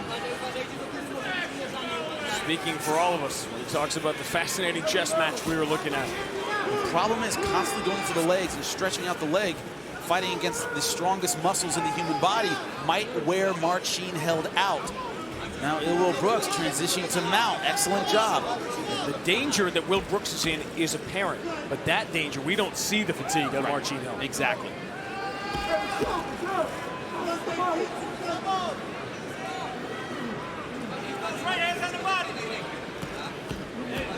If you haven't stood next to him, Will Brooks has huge legs. Very, very strong.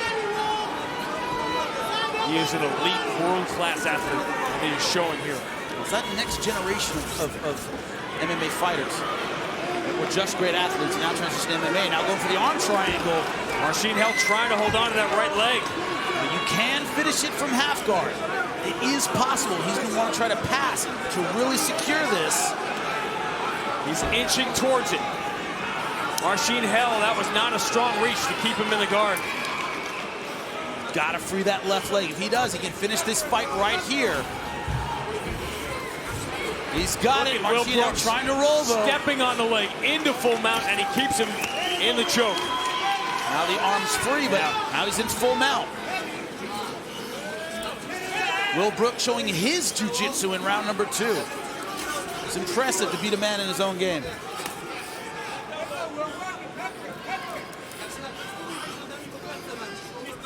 Marcin Held's jiu-jitsu is to set up wins, his ground and pound just to set that up. Will Brooks uses the jiu-jitsu to set up the ground and pound. Yeah, exactly.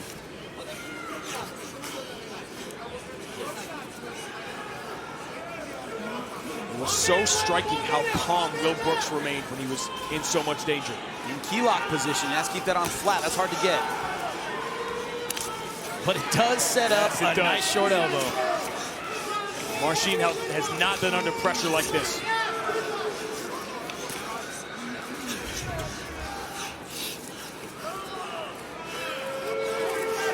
And also, we talked about the gas of Will Brooks. Problem with Marcin Held is how good is your gas when you're under attack, when things aren't going your way. Key lock is harder near the fence. Yes. Well, if Will Brooks had just gotten this where his coaches told him to get it in the center. Dangerous Marcin Held might not still be alive in this fight. Now Marcin, you see him sticking his arms up a lot. What he's trying to do is bait Will Brooks into going for an armbar so he can escape. Will Brooks so far not going for it, staying smart positionally. Good job.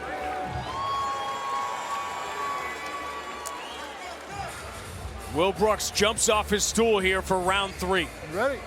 It's almost as if he just wanted to get this thing into the deep water. And it's also, I'm bragging, he hopped up before he had to, got to the line, and was dancing back and forth saying, I'm in better shape than you are.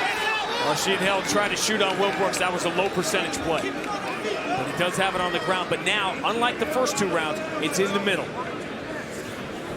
If Will Brooks can do what he did, passing into full mount in the middle of the cage, as opposed to near the fence, this could be a different story. It's going to be a long 5 minutes from Marcin Held. That second round was a huge statement for Will Brooks. He said, hey, I can counter you. I have my own jiu-jitsu. You're not going to own me on the ground. I took your best shot. Exactly.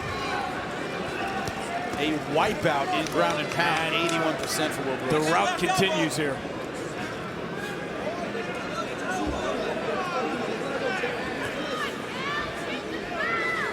I love jiu-jitsu. It's my art. I do it all the time. The difficulty in MMA is it's an all or nothing kind of thing. If I go for submission and I don't get it, you eat a lot of punches. Hence the ground and pound wipeout for Will Brooks. Also, if your opponent gets out, unless you really strain something or hurt him somehow with your submission, he's fine. He pulls his arm out and he's fine. If I throw a punch, if it scrapes or kind of lands, it does damage. So jiu-jitsu, in a sense, there's an all or nothing quality to it in MMA. You can go for 20 submissions. As long as I get out of all of them, I'm in good shape. Will Brooks with the temperament of an extraordinarily well-prepared fighter. Right. The tie kick, you can block it, it's still gonna hurt. Just gotta be careful with that leg. Step that left leg forward. That's a bad idea.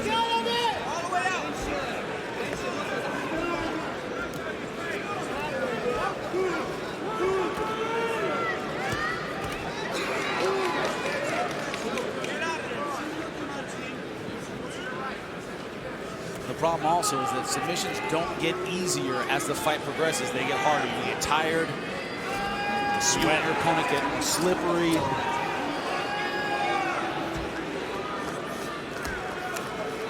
If you didn't catch him in the first round, how are you going to catch him in round number 3? Still to come for Will Brooks and Patrício Pitbull. Then headed in the same direction on opposite sides of the fence. Two faces, the 2 world champions. You hear the crowd not appreciating the jiu-jitsu battle. I am, but both these guys need to ignore that completely. Keep doing what they're doing. Don't let the crowd influence them. Both these guys too experienced to do that. Are you surprised how willing Will Brooks has been to keep it here the entire time? Completely. The takedown early in the second round really surprised me. And it sent a message he's not afraid of the ground game. Take his heart on the ground and then finish him standing. Right. Can't beat me at your game. How are you going to beat me? Yeah, exactly. You see there an opportunity for Will Brooks to stand up and maybe do some damage. He doesn't take it. He's not. He has not even looked that way. Nope. He might think he can finish this right here. It's a risky strategy. It's a gutsy strategy, Barry, with the world title on the line. It's a dangerous first round. Will Brooks has been in control.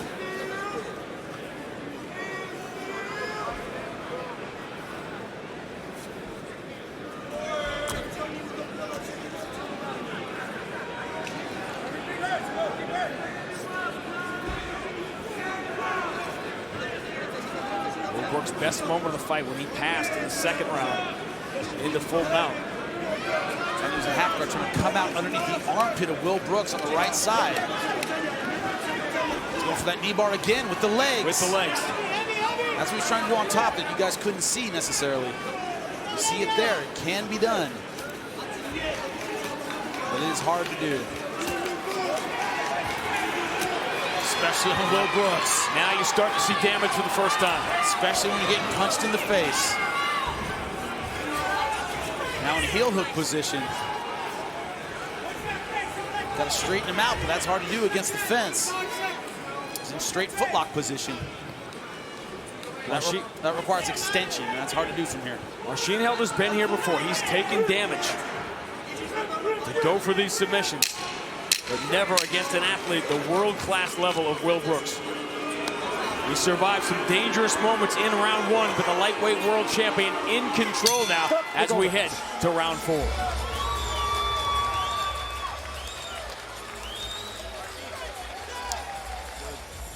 The iconic arch. We have seen some history change here in Bellator, walking through that arch in June and here tonight.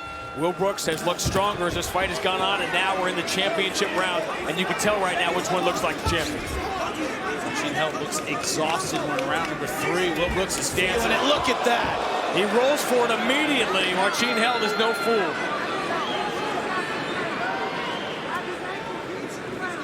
The kick and spun for the leg lock. Jimmy, your scorecard through 3. Easy, 2-1 for Will Brooks. I only gave Held the first round. Since then, it's all ill will. Inverted heel. Here it is. That's a dangerous one. Will Brooks goes for the wrists.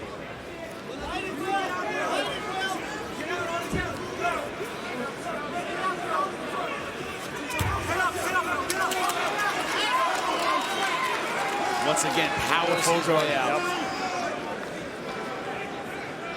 Inverted heel hook, widely considered the most dangerous of the leg submissions. We said before this started all night, Marcin Held was going to get him to check a few times, but getting him to checkmate is a whole different deal. That's tough.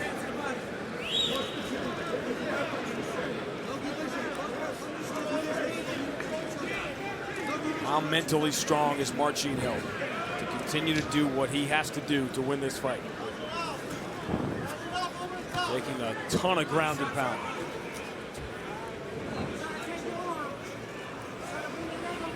It's like fighting a great knockout fighter. Just need that one moment. The poise of Will Brooks has really been so evident from the start.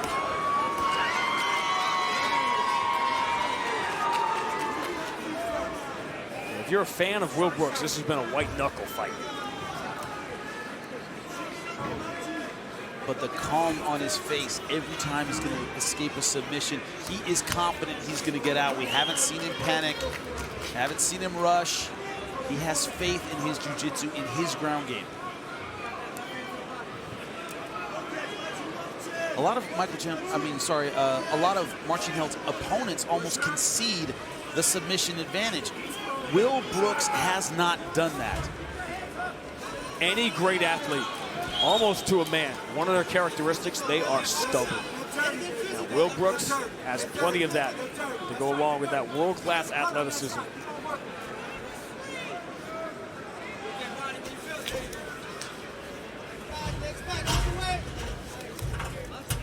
And those of you that have been on the internet last couple hours, you know it is starting to blow up. We had one announcement. We have a major announcement still to come. Not to mention another world title fight.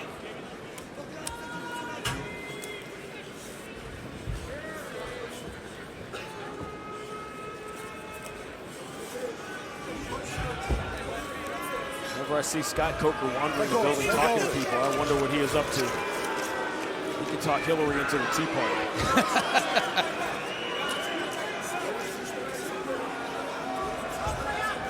Look at the physical pressure of Will Brooks. You see it right there. The dangerous moments for Will Brooks have been fewer and far between as the fight has gone on. Exactly. Like I said earlier, it doesn't get easier, it gets harder.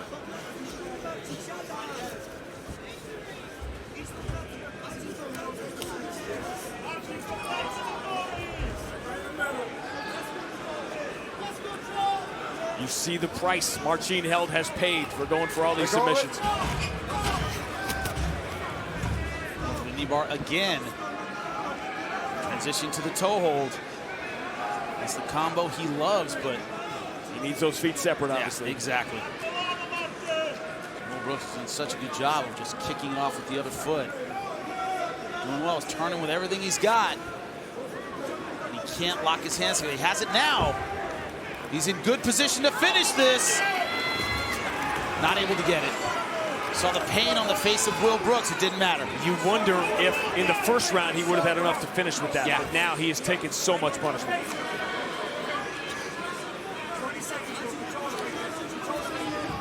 Still, you have to ask yourself, why is Will Brooks down here at this point? He's confident. He thinks he's doing damage with his ground and pound, which he is. He's won another round. How will he approach round 5? Will he stay away, or will he continue to crawl into the dangerous area of Marcin Held? For 20 minutes, Will Brooks has stayed on the ground with the ultra-dangerous Marcin Held. Now, it feels as if he has this fight won, decision-wise. It feels like he has 3 rounds. If he's facing a knockout fighter, you try and stay away. Against a submission fighter, you try to keep it on your feet. Will he go that way? Will Brooks, in between rounds, though, said, rub my ankle to his corner man. A lot of torque on that ankle. I believe it was the left with that toe hold. Marcin Held knows what he needs to do. Does he have the gas in the tank to do it? Nice right hand. Look at the ground and pound wipeout. Will Brooks throw the shoulder there too, and those numbers are no surprise, but think about the damage that does and what Marcin Held is feeling right now. Back to the ground. In cruise control at this point. He believes in his ground and pound. Just doesn't want to make this a kickboxing match. He doesn't need the ground and pound anymore. He needs to escape. He's still in a very dangerous place.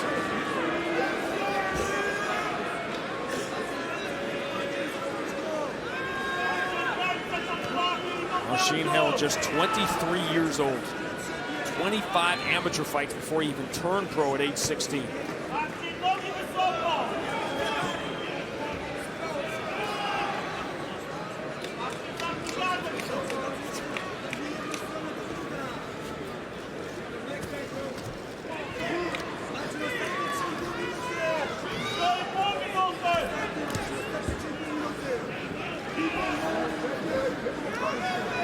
Marcin Held having fewer and fewer answers for the attack of ill Will Brooks. When you take in this punishment, when you feel this fatigue, what is it that Marcin Held needs to do that he no longer can do? What's the hardest? His mobility's gone. He was cutting angles a lot in the guard in the first couple of rounds. Now he's very square.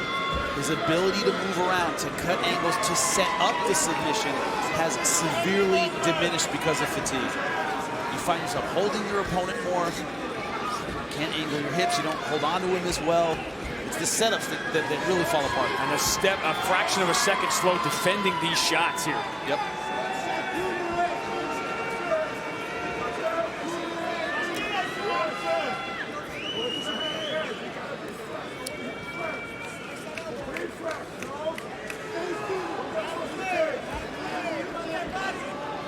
Marcin Held right now. How deep is that water?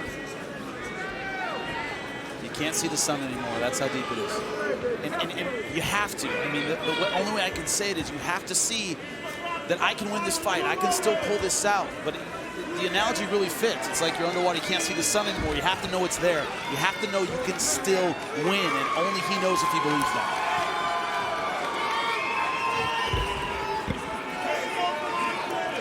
Turn it up. Let's go. Come on. Not what Marcin Held wanted to hear.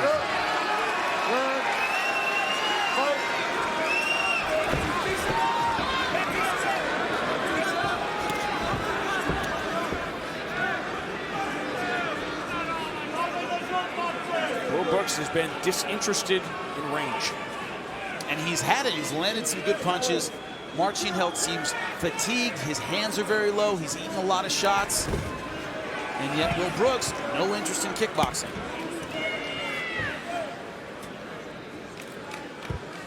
And in a sense, it's kind of kept Marcin Held in this fight. And as long as he's on the ground, he's at least dangerous enough to go for things, to keep it interesting. Will Brooks almost had both those arms locked up. Will Brooks just sending a message to the rest of the MMA world. I can beat you any way you want to fight. That's the only thing I can think of, because I don't think Marcin Held would have a whole lot left on the feet. He's not interested in that. He's staying on the ground, working his ground and pound, almost to show him, I don't care where you're dangerous, I'll beat you there too.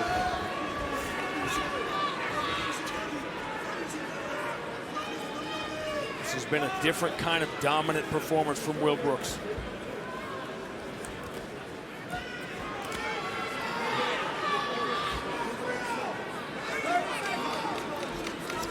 Dustin Poirier and Daniel Straus, American top team, working that round robin, a drill a lot of people had never seen before. He has been tweeting for months, hashtag and still. He's about to hear Michael C. Williams say it. Just like his last fight against Dave Jansen, a tough first round, he owns the next 4. Will Brooks plays Marcin Held's game, and he beat him at it. That was impressive. Will Brooks, the lightweight world champion, put himself in some dangerous situations, but ended up dominating the fight. Another impressive performance. Let's check out the Black Card Premium Spice Rum Replay, the bold 93 proof rum that's edgy to the core. The knee bar, probably the most danger that Will Brooks was in that first round, when Marcin Held had his strength before he'd taken so much ground and pound. But Will Brooks, minute after minute, kept escaping the early submission attempts. Toe hold attempt. There was a heel hook attempt back in round number 2, but Will Brooks escaped time after time. It led its way to the ground and pound and another dominant performance. Let's hear the final word. Ladies and gentlemen, having gone the distance inside the Bellator cage, we'll go to your 3 cage-side judges. Your first judge, Travis Busking, sees the fight 50-45, while judges Robin Veal and Rob Francis both see it the same at 49-46, all for the winner by unanimous decision, and still Bellator lightweight world champion, Will Brooks.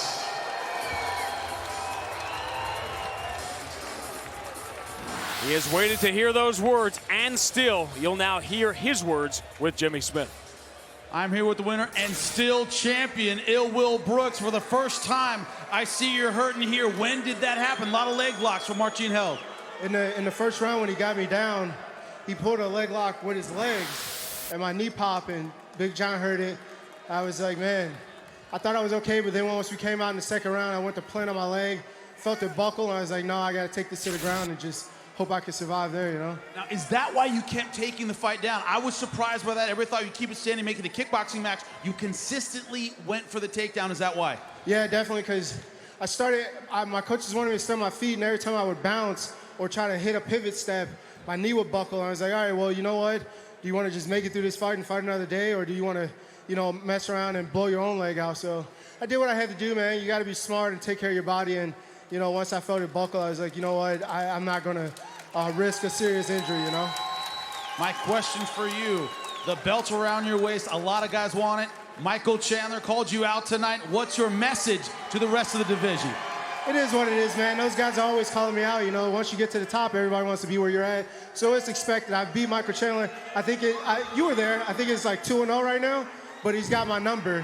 But, we'll see what happens. I'm going to get back in the gym and try to get better, man. There was a lot of things I could have did better in here. First off, giving that first takedown, I'm better than that, and I just got to get better, That's what champions do. Can't wait to see you again, champ.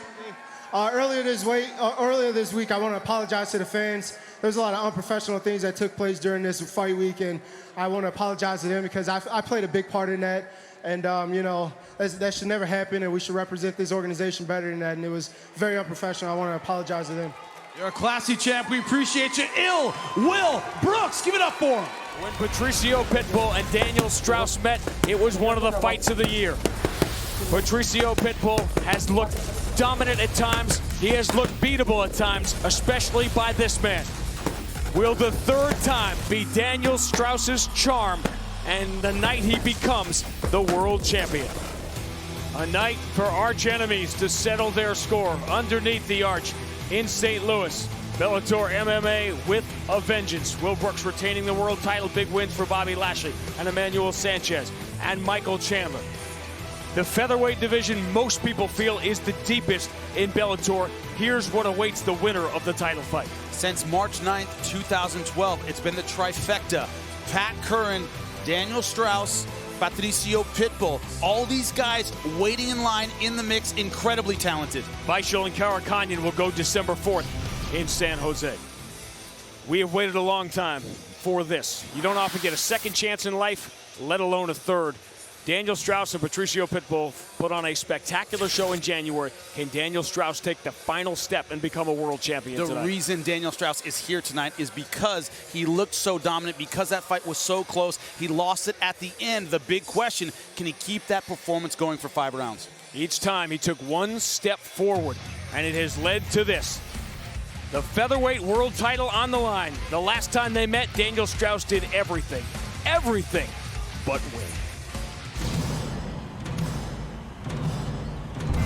Two men in a cage. You want to touch well, touch him now. Best of luck to both of you. Step back. They wait for the bell. Pitbull loves having that gold. He loves being number one. One man fights for his legacy as he defends his belt. Como o povo lembra de Davi e Golias, como você lembra de Mike Tyson na categoria dos pesos pesados, como você lembra de Hélio Gracie enfrentando os caras gigantes, é isso. Um cara que luta com qualquer outro homem. Não importa o tamanho, o peso, não tem isso. And still, featherweight world champion. The other fights for something much more primal. Revenge. Straus all over Pitbull. Oh, big head kick. Big right hand from Pitbull to answer back. Pitbull now looking to finish with the rear naked choke. Oh my God, this is over.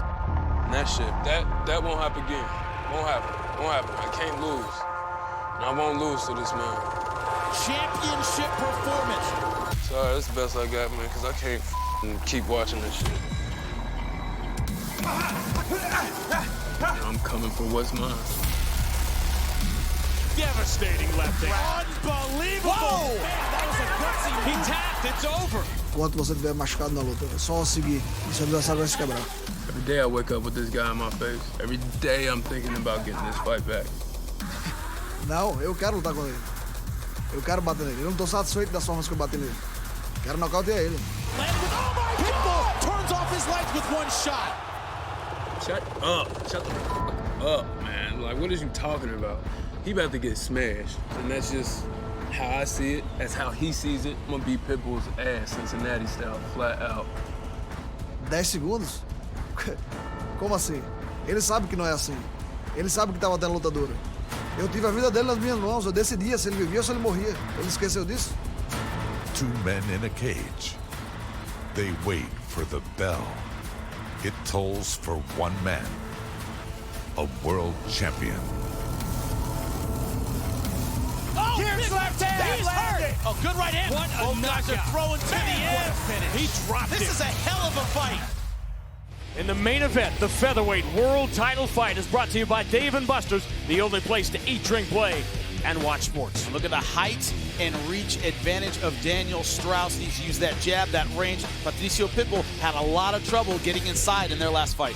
It is time for the world title fight. It is time for Pitbull Straus 3. It is time for Michael C. Williams. Ladies and gentlemen, Miller Lite presents Bellator MMA live on Spike with a vengeance. The time has come for the main event of the evening. 5-minute rounds for the Bellator Featherweight World Championship. Sanctioned by the Missouri Office of Athletics Executive Director Tim Lukanov. Tonight's world title fight is brought to you by Miller Lite, the original light Pilsner. Cheers, it's Miller time. And now, first introducing the blue corner. At 5'7", weighing in 144.4 pounds, the former Bellator featherweight world champion tonight stands with 23 professional victories and 6 defeats. Originally from Cincinnati, he fights out of Coconut Creek, Florida, the challenger, Daniel Straus. And across the cage, the champion fights out of the red corner. At 5'5", he weighed in 144.4 pounds in his 3rd defense of the title tonight. He enters with 24 professional victories, just 2 defeats. Hailing from Natal, Rio Grande do Norte, Brazil, introducing the defending Bellator featherweight world champion, Patrício Pitbull. In charge of the action, your referee, Big John McCarthy. 2-0, Daniel. Again, on the rules in the back, protect yourself at all times and obey my commands at all times. If you want to touch gloves, touch them now. Best of luck to both of you. John McCarthy was the man in the middle for the rematch in January. So many historic moments have happened directly in front of his eyes. Inside that cage, another one about to unfold. All right, here we go. You ready? You ready? Get it on. Fight Clock brought to you by Miller Lite, the original Pilsner cheers. It's Miller time.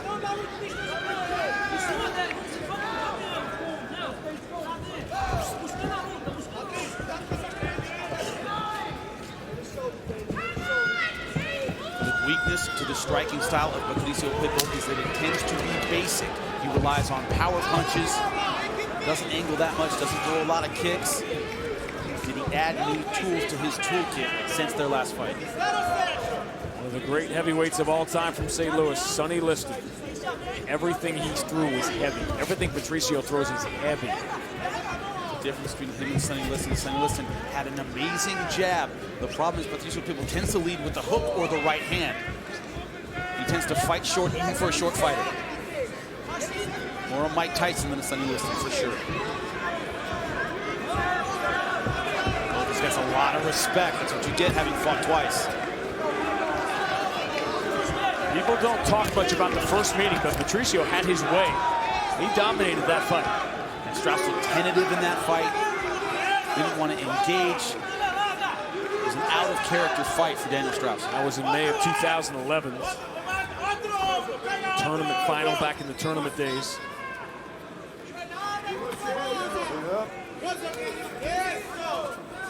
I think Georgie Karahanyan's sitting there waiting for December 4th. He's got Daniel Weichel, who very nearly beat Pitbull here in St. Louis in June. That's going to be a great fight December 4th here on Spike in San Jose.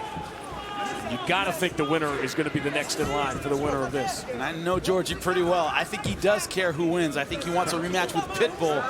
They've gone back and forth on Twitter quite a bit. The fight's becoming personal. He would have liked to have been here the other day. The improvement Daniel Straus had made between the first 2 fights was apparent immediately. Dramatic. That's the one thing. Pitbull very hard to take down. He's short, he's stocky, he's strong. Straus, the superior wrestler. Just physically hard to get underneath Patrício Pitbull's hips.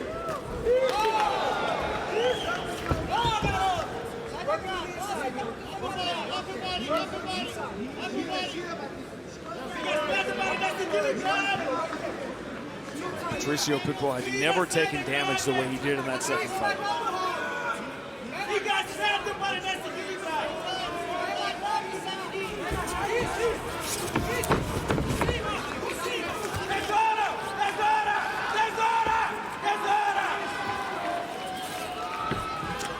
Nice knee, nice elbow. Good short-range game. This is where Patrício Pitbull has the advantage, in close. Daniel Straus trying to fight his way back to the middle. This is where he spent most of the second fight. Patrício Pitbull was against the fence. It was a thrilling fight, but it was also a strange one. There were a lot of low blows. There were a lot of stoppages. There were a lot of stop and start to it in the other round. It was an ugly fight in that regard.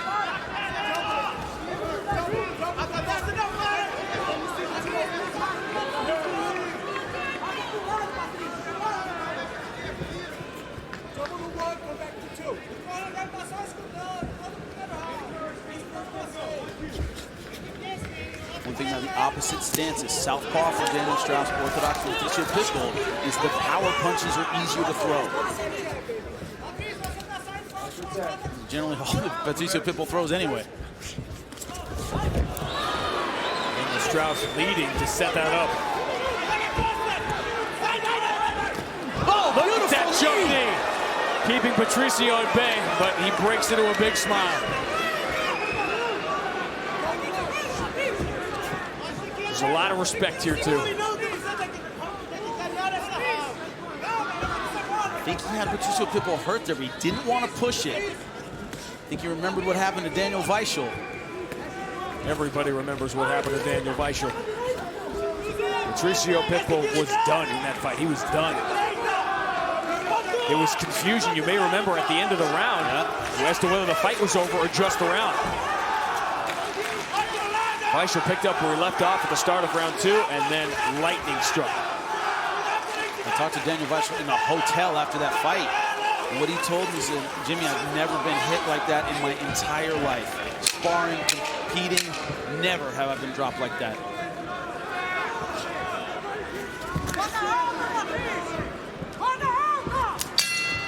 On to round 2. One of the most memorable visuals from that Pitbull-Weichel fight was the reaction of Tito Ortiz to the knockout by Patrício. Tito was not going to miss this one. The third of the trilogy.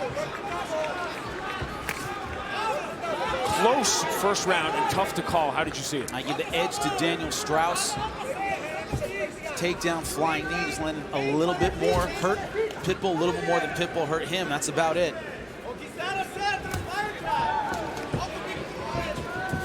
Fair or unfair, Daniel Straus, now when you think of him, you think of the fights he had won and then lost late, because it happened with Pat Curran as well, in addition to the second Patrício fight.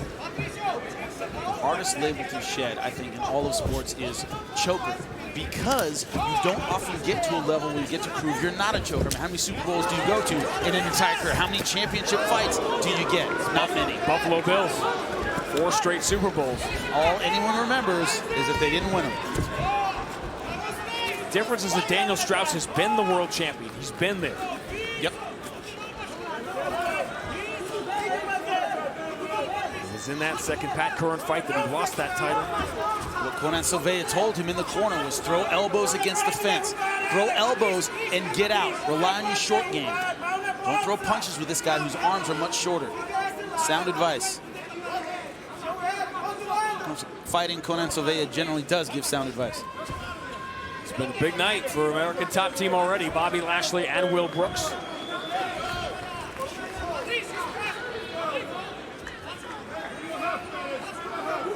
Daniel Straus and Will Brooks have become so close, they've become teammates. This is where Pitbull needs to throw. Needs to make Straus pay for making mistakes with the real estate, getting too close to the fence. Out here in space, I give the advantage to Daniel Straus for sure.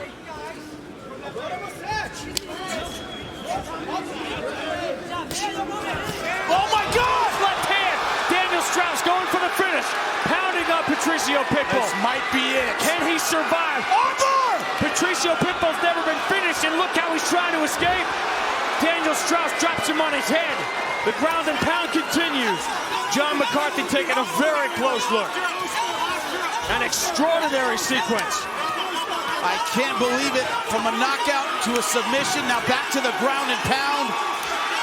Pitbull trying so hard to stay in this fight, but he is rocked. So much time left in this round. When Weichel got him, there were 10 seconds left in the round.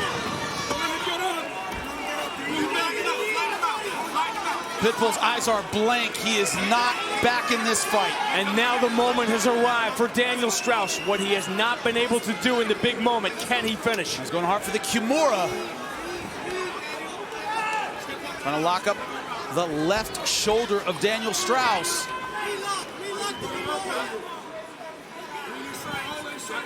But is Pitbull going for the submission, or is he just trying to clear his head right now? Is he just hanging on? He lets it go.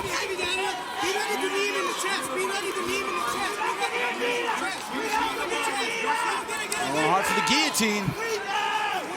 He doesn't lock it up. Straus has a lot of faith in his guillotine. That's how he finished Henry Corrales. He doesn't want to give up on the ground and pound here. Doesn't want to make this a submission battle. How do you not, if you're Daniel Straus, how do you not flash back to what happened last time? That's inside of him. Victory is in his grasp right now. If you're thinking about anything other than what's happening right now, your head's in the wrong place. That huge sequence happened with more than half the round remaining.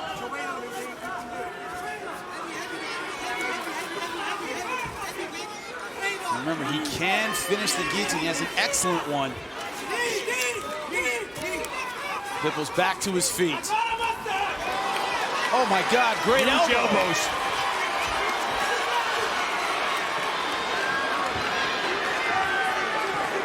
Can you believe the guts of Patrício Pitbull? Can you believe the chin that he's still in this fight? It didn't seem possible these two could top the show they put on in January. And yet, they are standing dead center, both having taken damage, and Patrício doing it again. Where does he find it? So Patrício is fighting in a haze right now. He is not focused. He has not recovered from that shot. For the second straight time in St. Louis, Patrício Pitbull has been rocked. He is in trouble, but again, he makes it and survives to the end of the round. Respira. Ó, olha pra mim. Tá ciente que levou um knockdown, né? You're aware that you got knocked out. Eu não quero que você fique afobado, pô. I don't want you to stay on the bottom. Espete, pô. Guarda alta, não fica mais de canhoto. Keep your guard high. Keep your hands up. What Patricio's being told is keep your guard high. You're aware the first question was, you know you got knocked down, right? You got to find out where his head is first. Yeah, look at the replays here. You cannot get anything back in between rounds. If you're concussed, if you're rocked, there's not a whole lot your corner can do to get you back in the fight physically. It just takes time. The question is, will he have that kind of time? Daniel Straus, expect him to start this third round like a fireball. You think of teams that have lost big leads over and over again, and that nervous feeling you have when you're up 3-0 in the 6th inning, when you're up a couple of touchdowns in the 3rd quarter. Daniel Straus has been here before. And so has Patrício Pitbull. I don't think Daniel Weichel hurt him as badly as he was hurt right now by Daniel Straus. I think this might be the worst he's ever been hurt in his career. Certainly the worst he's ever been hurt in Bellator. Straus, another left one. Second time, Pitbull's been able to catch that leg kick. He's not all there, is he? He's not. He's not sharp. It's like he's trying to figure out what's happening as he's fighting. Oh, another big left. How is he still standing?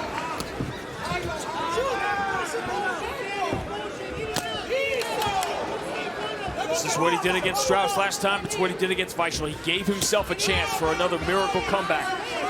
Does he have a third one in it? What people don't understand, he's got to be at least mildly concussed from these shots. It's like you're catching up. You're always trying to figure out what's happening. Short-term memory, a lot of times, is gone. You're just trying to figure out what's happening as you are fighting.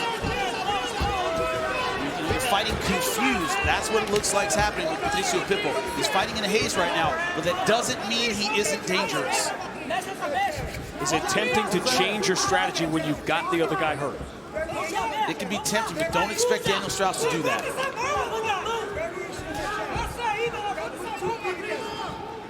Now this is where his weakness kind of becomes his strength.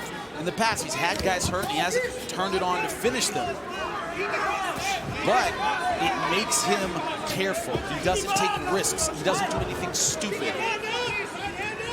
Only time he's had a stupid fight was last time against Pitbull and obviously against Pat Curran last time. Usually he fights mistake-free. That's a good thing right now. The other thing to keep in the back of your head, that very easily could have been a 10-8 round too. That's how I scored it. which would mean Patrício Pitbull would have to win all 3 of these rounds just to get it even. Yep. I'm sure he'd take it right now. He'd take a draw.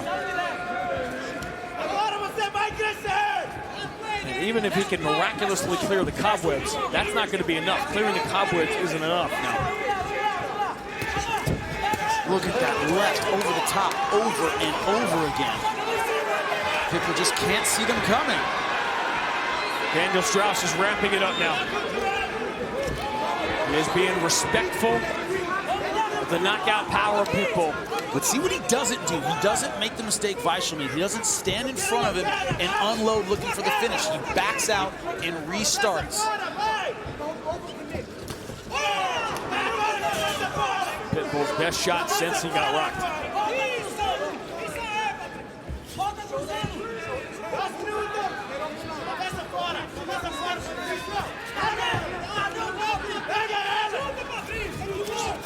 And another angle to this, if you're Pitbull, is can he just keep in this fight until round 4 or 5 and hope that the demons that have plagued Straus in championship fights come back to haunt him late. That's another thing as well.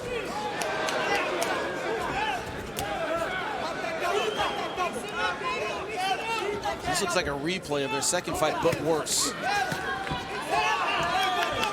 Or better if you're a Straus fan.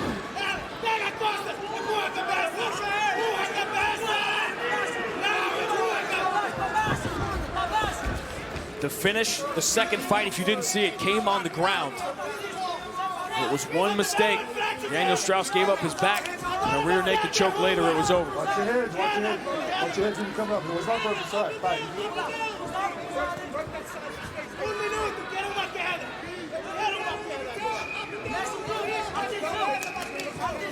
Watch it, stop. Time. Poked him in the eye. This is deja vu all over again. How you feeling? Okay. How's the eye? You see me? Okay.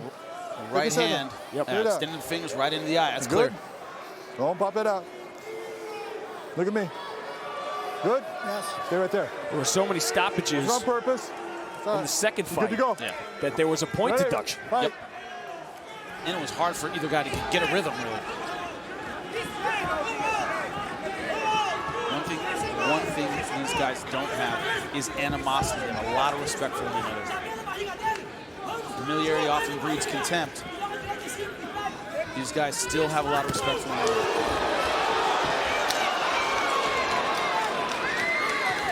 And Daniel Straus has been smart here. Man, another big left. How many heavy shots can Pitbull take and keep coming forward? To the championship rounds we go. We saw Ken Shamrock and Kimbo Slice the last time we were here in St. Louis, but it was Patrício Pitbull that stole the show. Tonight, Daniel Straus is trying to. And it's the power of his straight left hand. So far, Pitbull has had no answer for it. Also, has not made defensive adjustments. Every time he throws, every time they have exchanges, he leaves his right hand down, and that left hand is catching him over the top. It's been the case since the first round. Sometimes you find out you have a chin. That's the good news. The bad news is you find out you have a chin. You ready? You ready? Get up. We head into the deep water, the championship rounds, where Daniel Straus's championship dreams have turned to nightmares.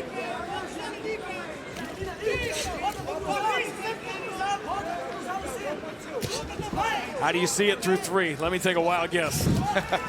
3 rounds to none for Daniel Straus. The second round, 10-8. Almost finished the fight, pure dominance.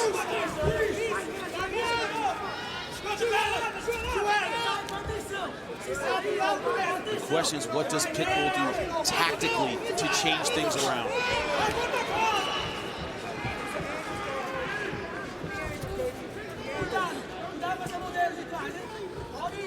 In June, in this cage here in St. Louis, Patrício Pitbull needed the one-punch knockout to save the fight.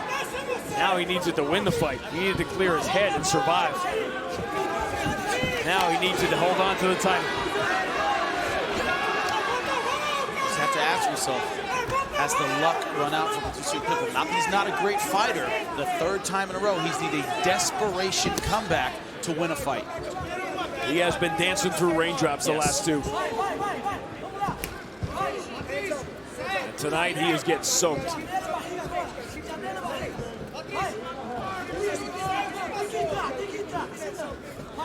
Comes to that power left hand. Straus cannot miss. Ooh. They clashed hits coming in, but Big John didn't say stop. Didn't. So Straus almost leveled him, which would have been totally legal. You're not doing anything. Your head clashed when you both coming in, okay? Just be careful of your head, okay? You ready? Fight. Now, detractors, people who don't like Pitbull, say that. He's a complainer, calls a lot of fouls that may or may not happen. That's what the people don't like him. That's what they say. If you just turned on Spike, this is live. This is not the second fight. This is the third fight. This is really happening. This is not a replay. Although it looks like in so many ways.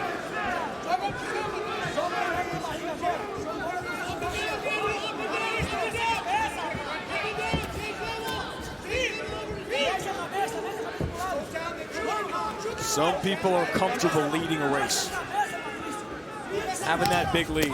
Some aren't. But Daniel Straus has looked more and more comfortable. The evolution of Daniel Straus has been on display. First fight to second fight to third fight with Pitbull. He's just getting kicked apart from the outside. He's answered back with some power shots, but mostly it's been at Daniel Straus's range. Nice right hand. Another big answers back. What do you have to do to Pitbull? He keeps coming forward.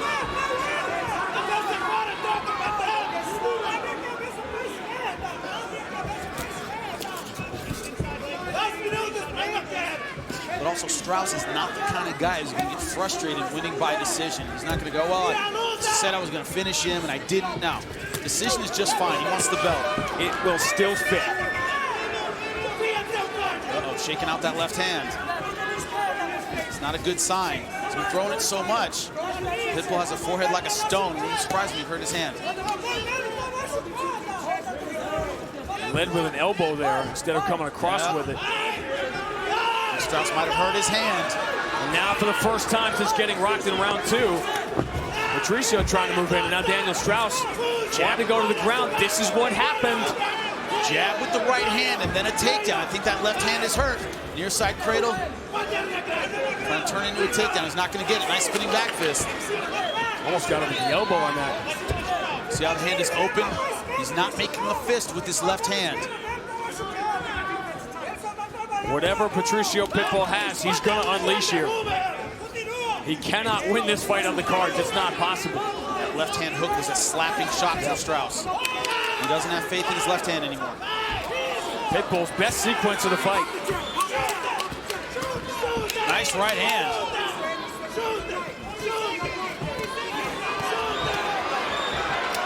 He's pulling that left hand back when he throws it.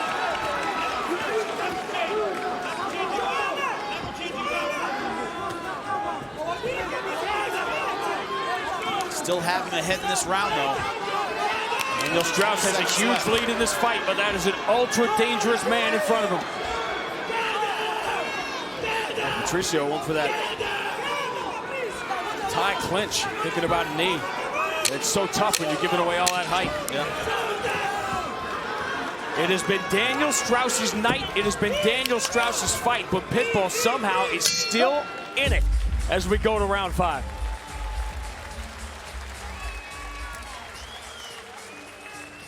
Breathe. Listen, we got 5 minutes for you to be a champion. We got to fight smart. Okay? Breathe again. Very good. Watch the left hand of Daniel Straus. That's the mind who's going to be a champion right there. We need to get 5 minutes. 5 minutes on him. Not let him breathe. Yeah, shakes it out after the left hook. Do you hear what I said? Do you hear what I say? You are the champion. Let's make sure. Let's do it right now. He hit the shoulder, and then he hits him in the with the left. Pitbull blocks it with the right, and then he shakes it out. Either one of those punches could have hurt it. Você está perdendo a luta. Tá escutando? Você tá escutando? Are you listening to me? Are you listening to me? Are you listening to me? Are you listening to what I'm telling you? Volta a mão alta, That is what Patrício Pitbull is hearing. That's what he's being told. That's what he's being asked. Go after it all the way back. I didn't think it was possible they could put on a better show than they did in January, but they have. I also don't know how Patrício Pitbull is still standing. Does he have another miracle comeback left in him?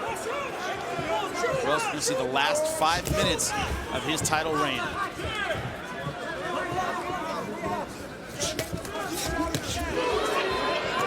Daniel Straus uses that left early.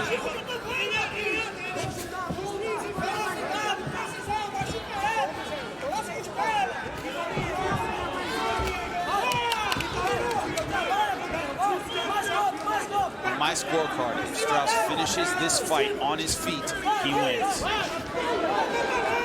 Nothing Pitbull can do in this round, but finish him can win him back this fight on my scorecard. Pitbull had a nice finish to the 4th round, but it was still Daniel Straus's round. And that's the way I had it. I mean, you could have given it to Pitbull. I didn't, just to finish strong. A lot of judges give more emphasis to the end of the round, but I thought it was a Straus round. We've seen crazy things from judges in the sport, and there's the human element, but nothing would be crazier than this. This would be a ridiculous robbery. I mean, investigation if Pitbull won a decision so far. This is now about the heart of Patrício Pitbull and the next step in the evolution of Daniel Straus. He is walking that ledge that twice before he has fallen off. If he keeps his balance for the next 3.5 minutes, he's a world champion.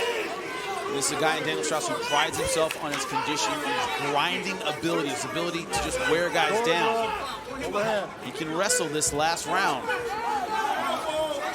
Walk away a champion.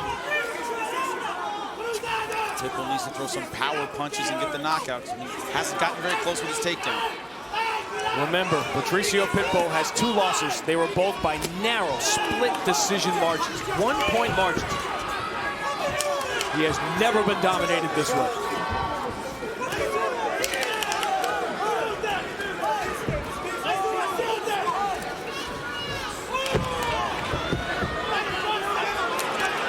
He is going for the back. Is Daniel Straus going to give him the back again?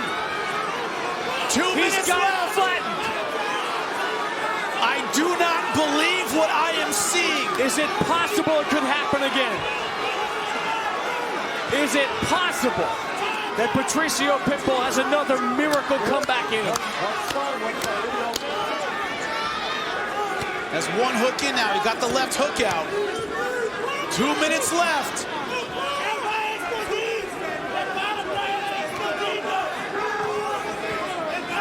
This would not be, in my mind, a comeback. This would be an epic collapse for Daniel Straus if he lost this fight. Can he last the 2 minutes and exercise the demons of the ones that got away?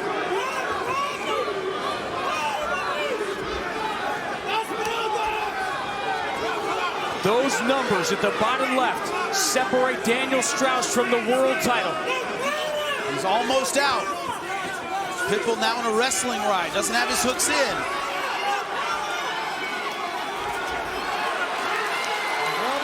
And this time, can Daniel Straus escape? 1 hook in, trying to crank on the neck.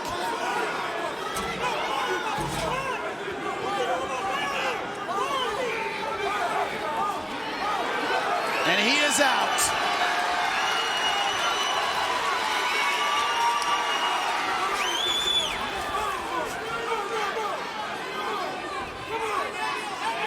Daniel Straus has always had the skills of a champion.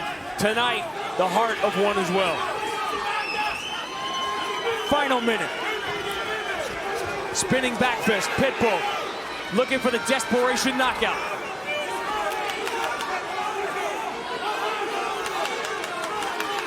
And there is no quit in Patrício Pitbull. He is still fighting. This crowd now rising to its feet. And Daniel Straus, to his credit, is staying right in front of Pitbull.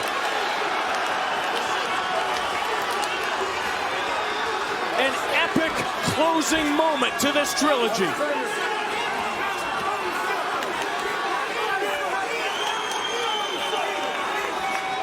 Those few who are seated are on the edge of their seat, as they should be. The desperate world champion with the title slipping from his grasp.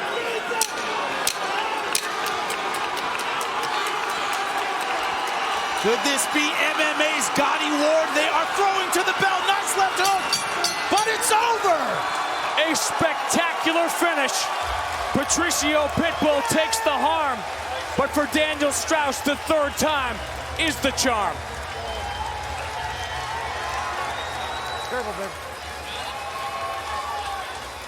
It looked like it might happen again in that fifth round. Pitbull both hooks in, fishing for the rear naked choke, but this time Daniel Straus able to escape, able to get back to his feet. John McCarthy coming over to me and he just said, almost.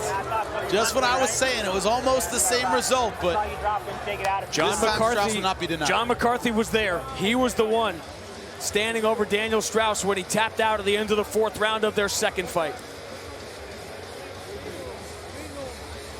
Let's check out the Blackheart replay. My question is, what highlight will you use? Daniel Straus landed the left hand throughout this fight. Patrício Pitbull, I don't know what kept him standing. His heart, his guts, his championship will kept him in the fight, because this was a wipeout for Daniel Straus until that last round. And this is how it ended, folks.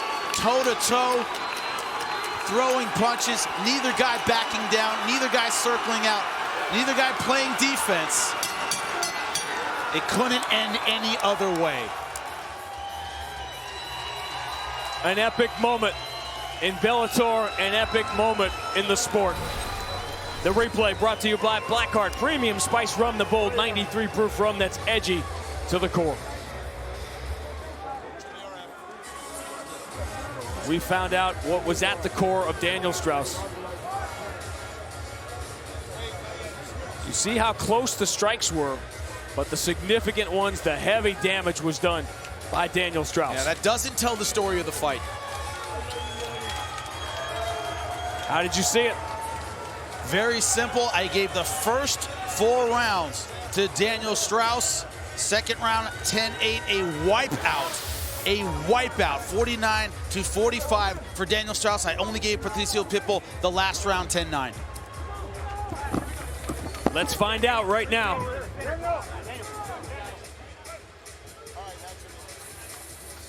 Ladies and gentlemen, having gone the distance, we'll now go to your judges' scorecards. Your first judge at cage side, Justin Brown, scores the fight 49-46. While judges Rob Francis and Ross Swamberg both see the fight the same, 48-47. They all see it for the winner by unanimous decision. And now the new Bellator featherweight world champion, Daniel Straus.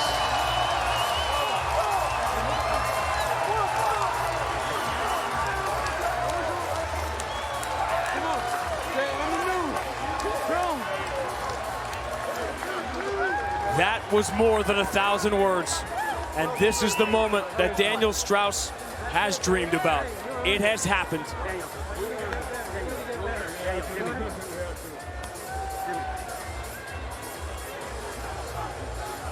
The new world champion, Daniel Straus, is with Jimmy Smith. Hey, give me some. Give me some. Who is Daddy gonna beat? Who is Daddy gonna beat?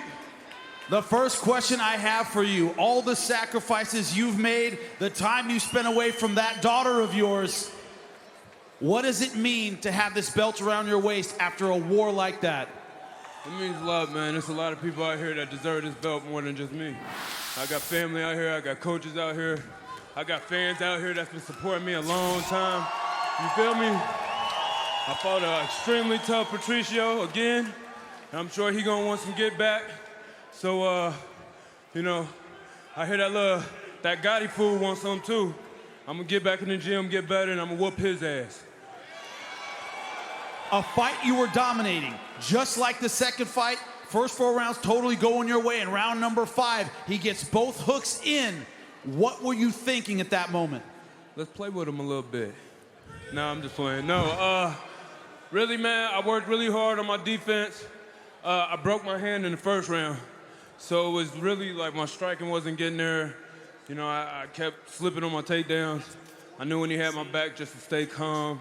There's a reason why I'm here.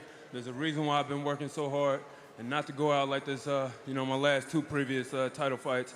You know, and just compose myself. My coaches, they was out in the corner just telling me, calm down, breathe, get hand control, work your way out, and I knew I'd do that. Well, I gotta say, congratulations to the new Bellator Featherweight World Champion, Daniel Straus, ladies and gentlemen. And when will we have Straus Pitbull 4?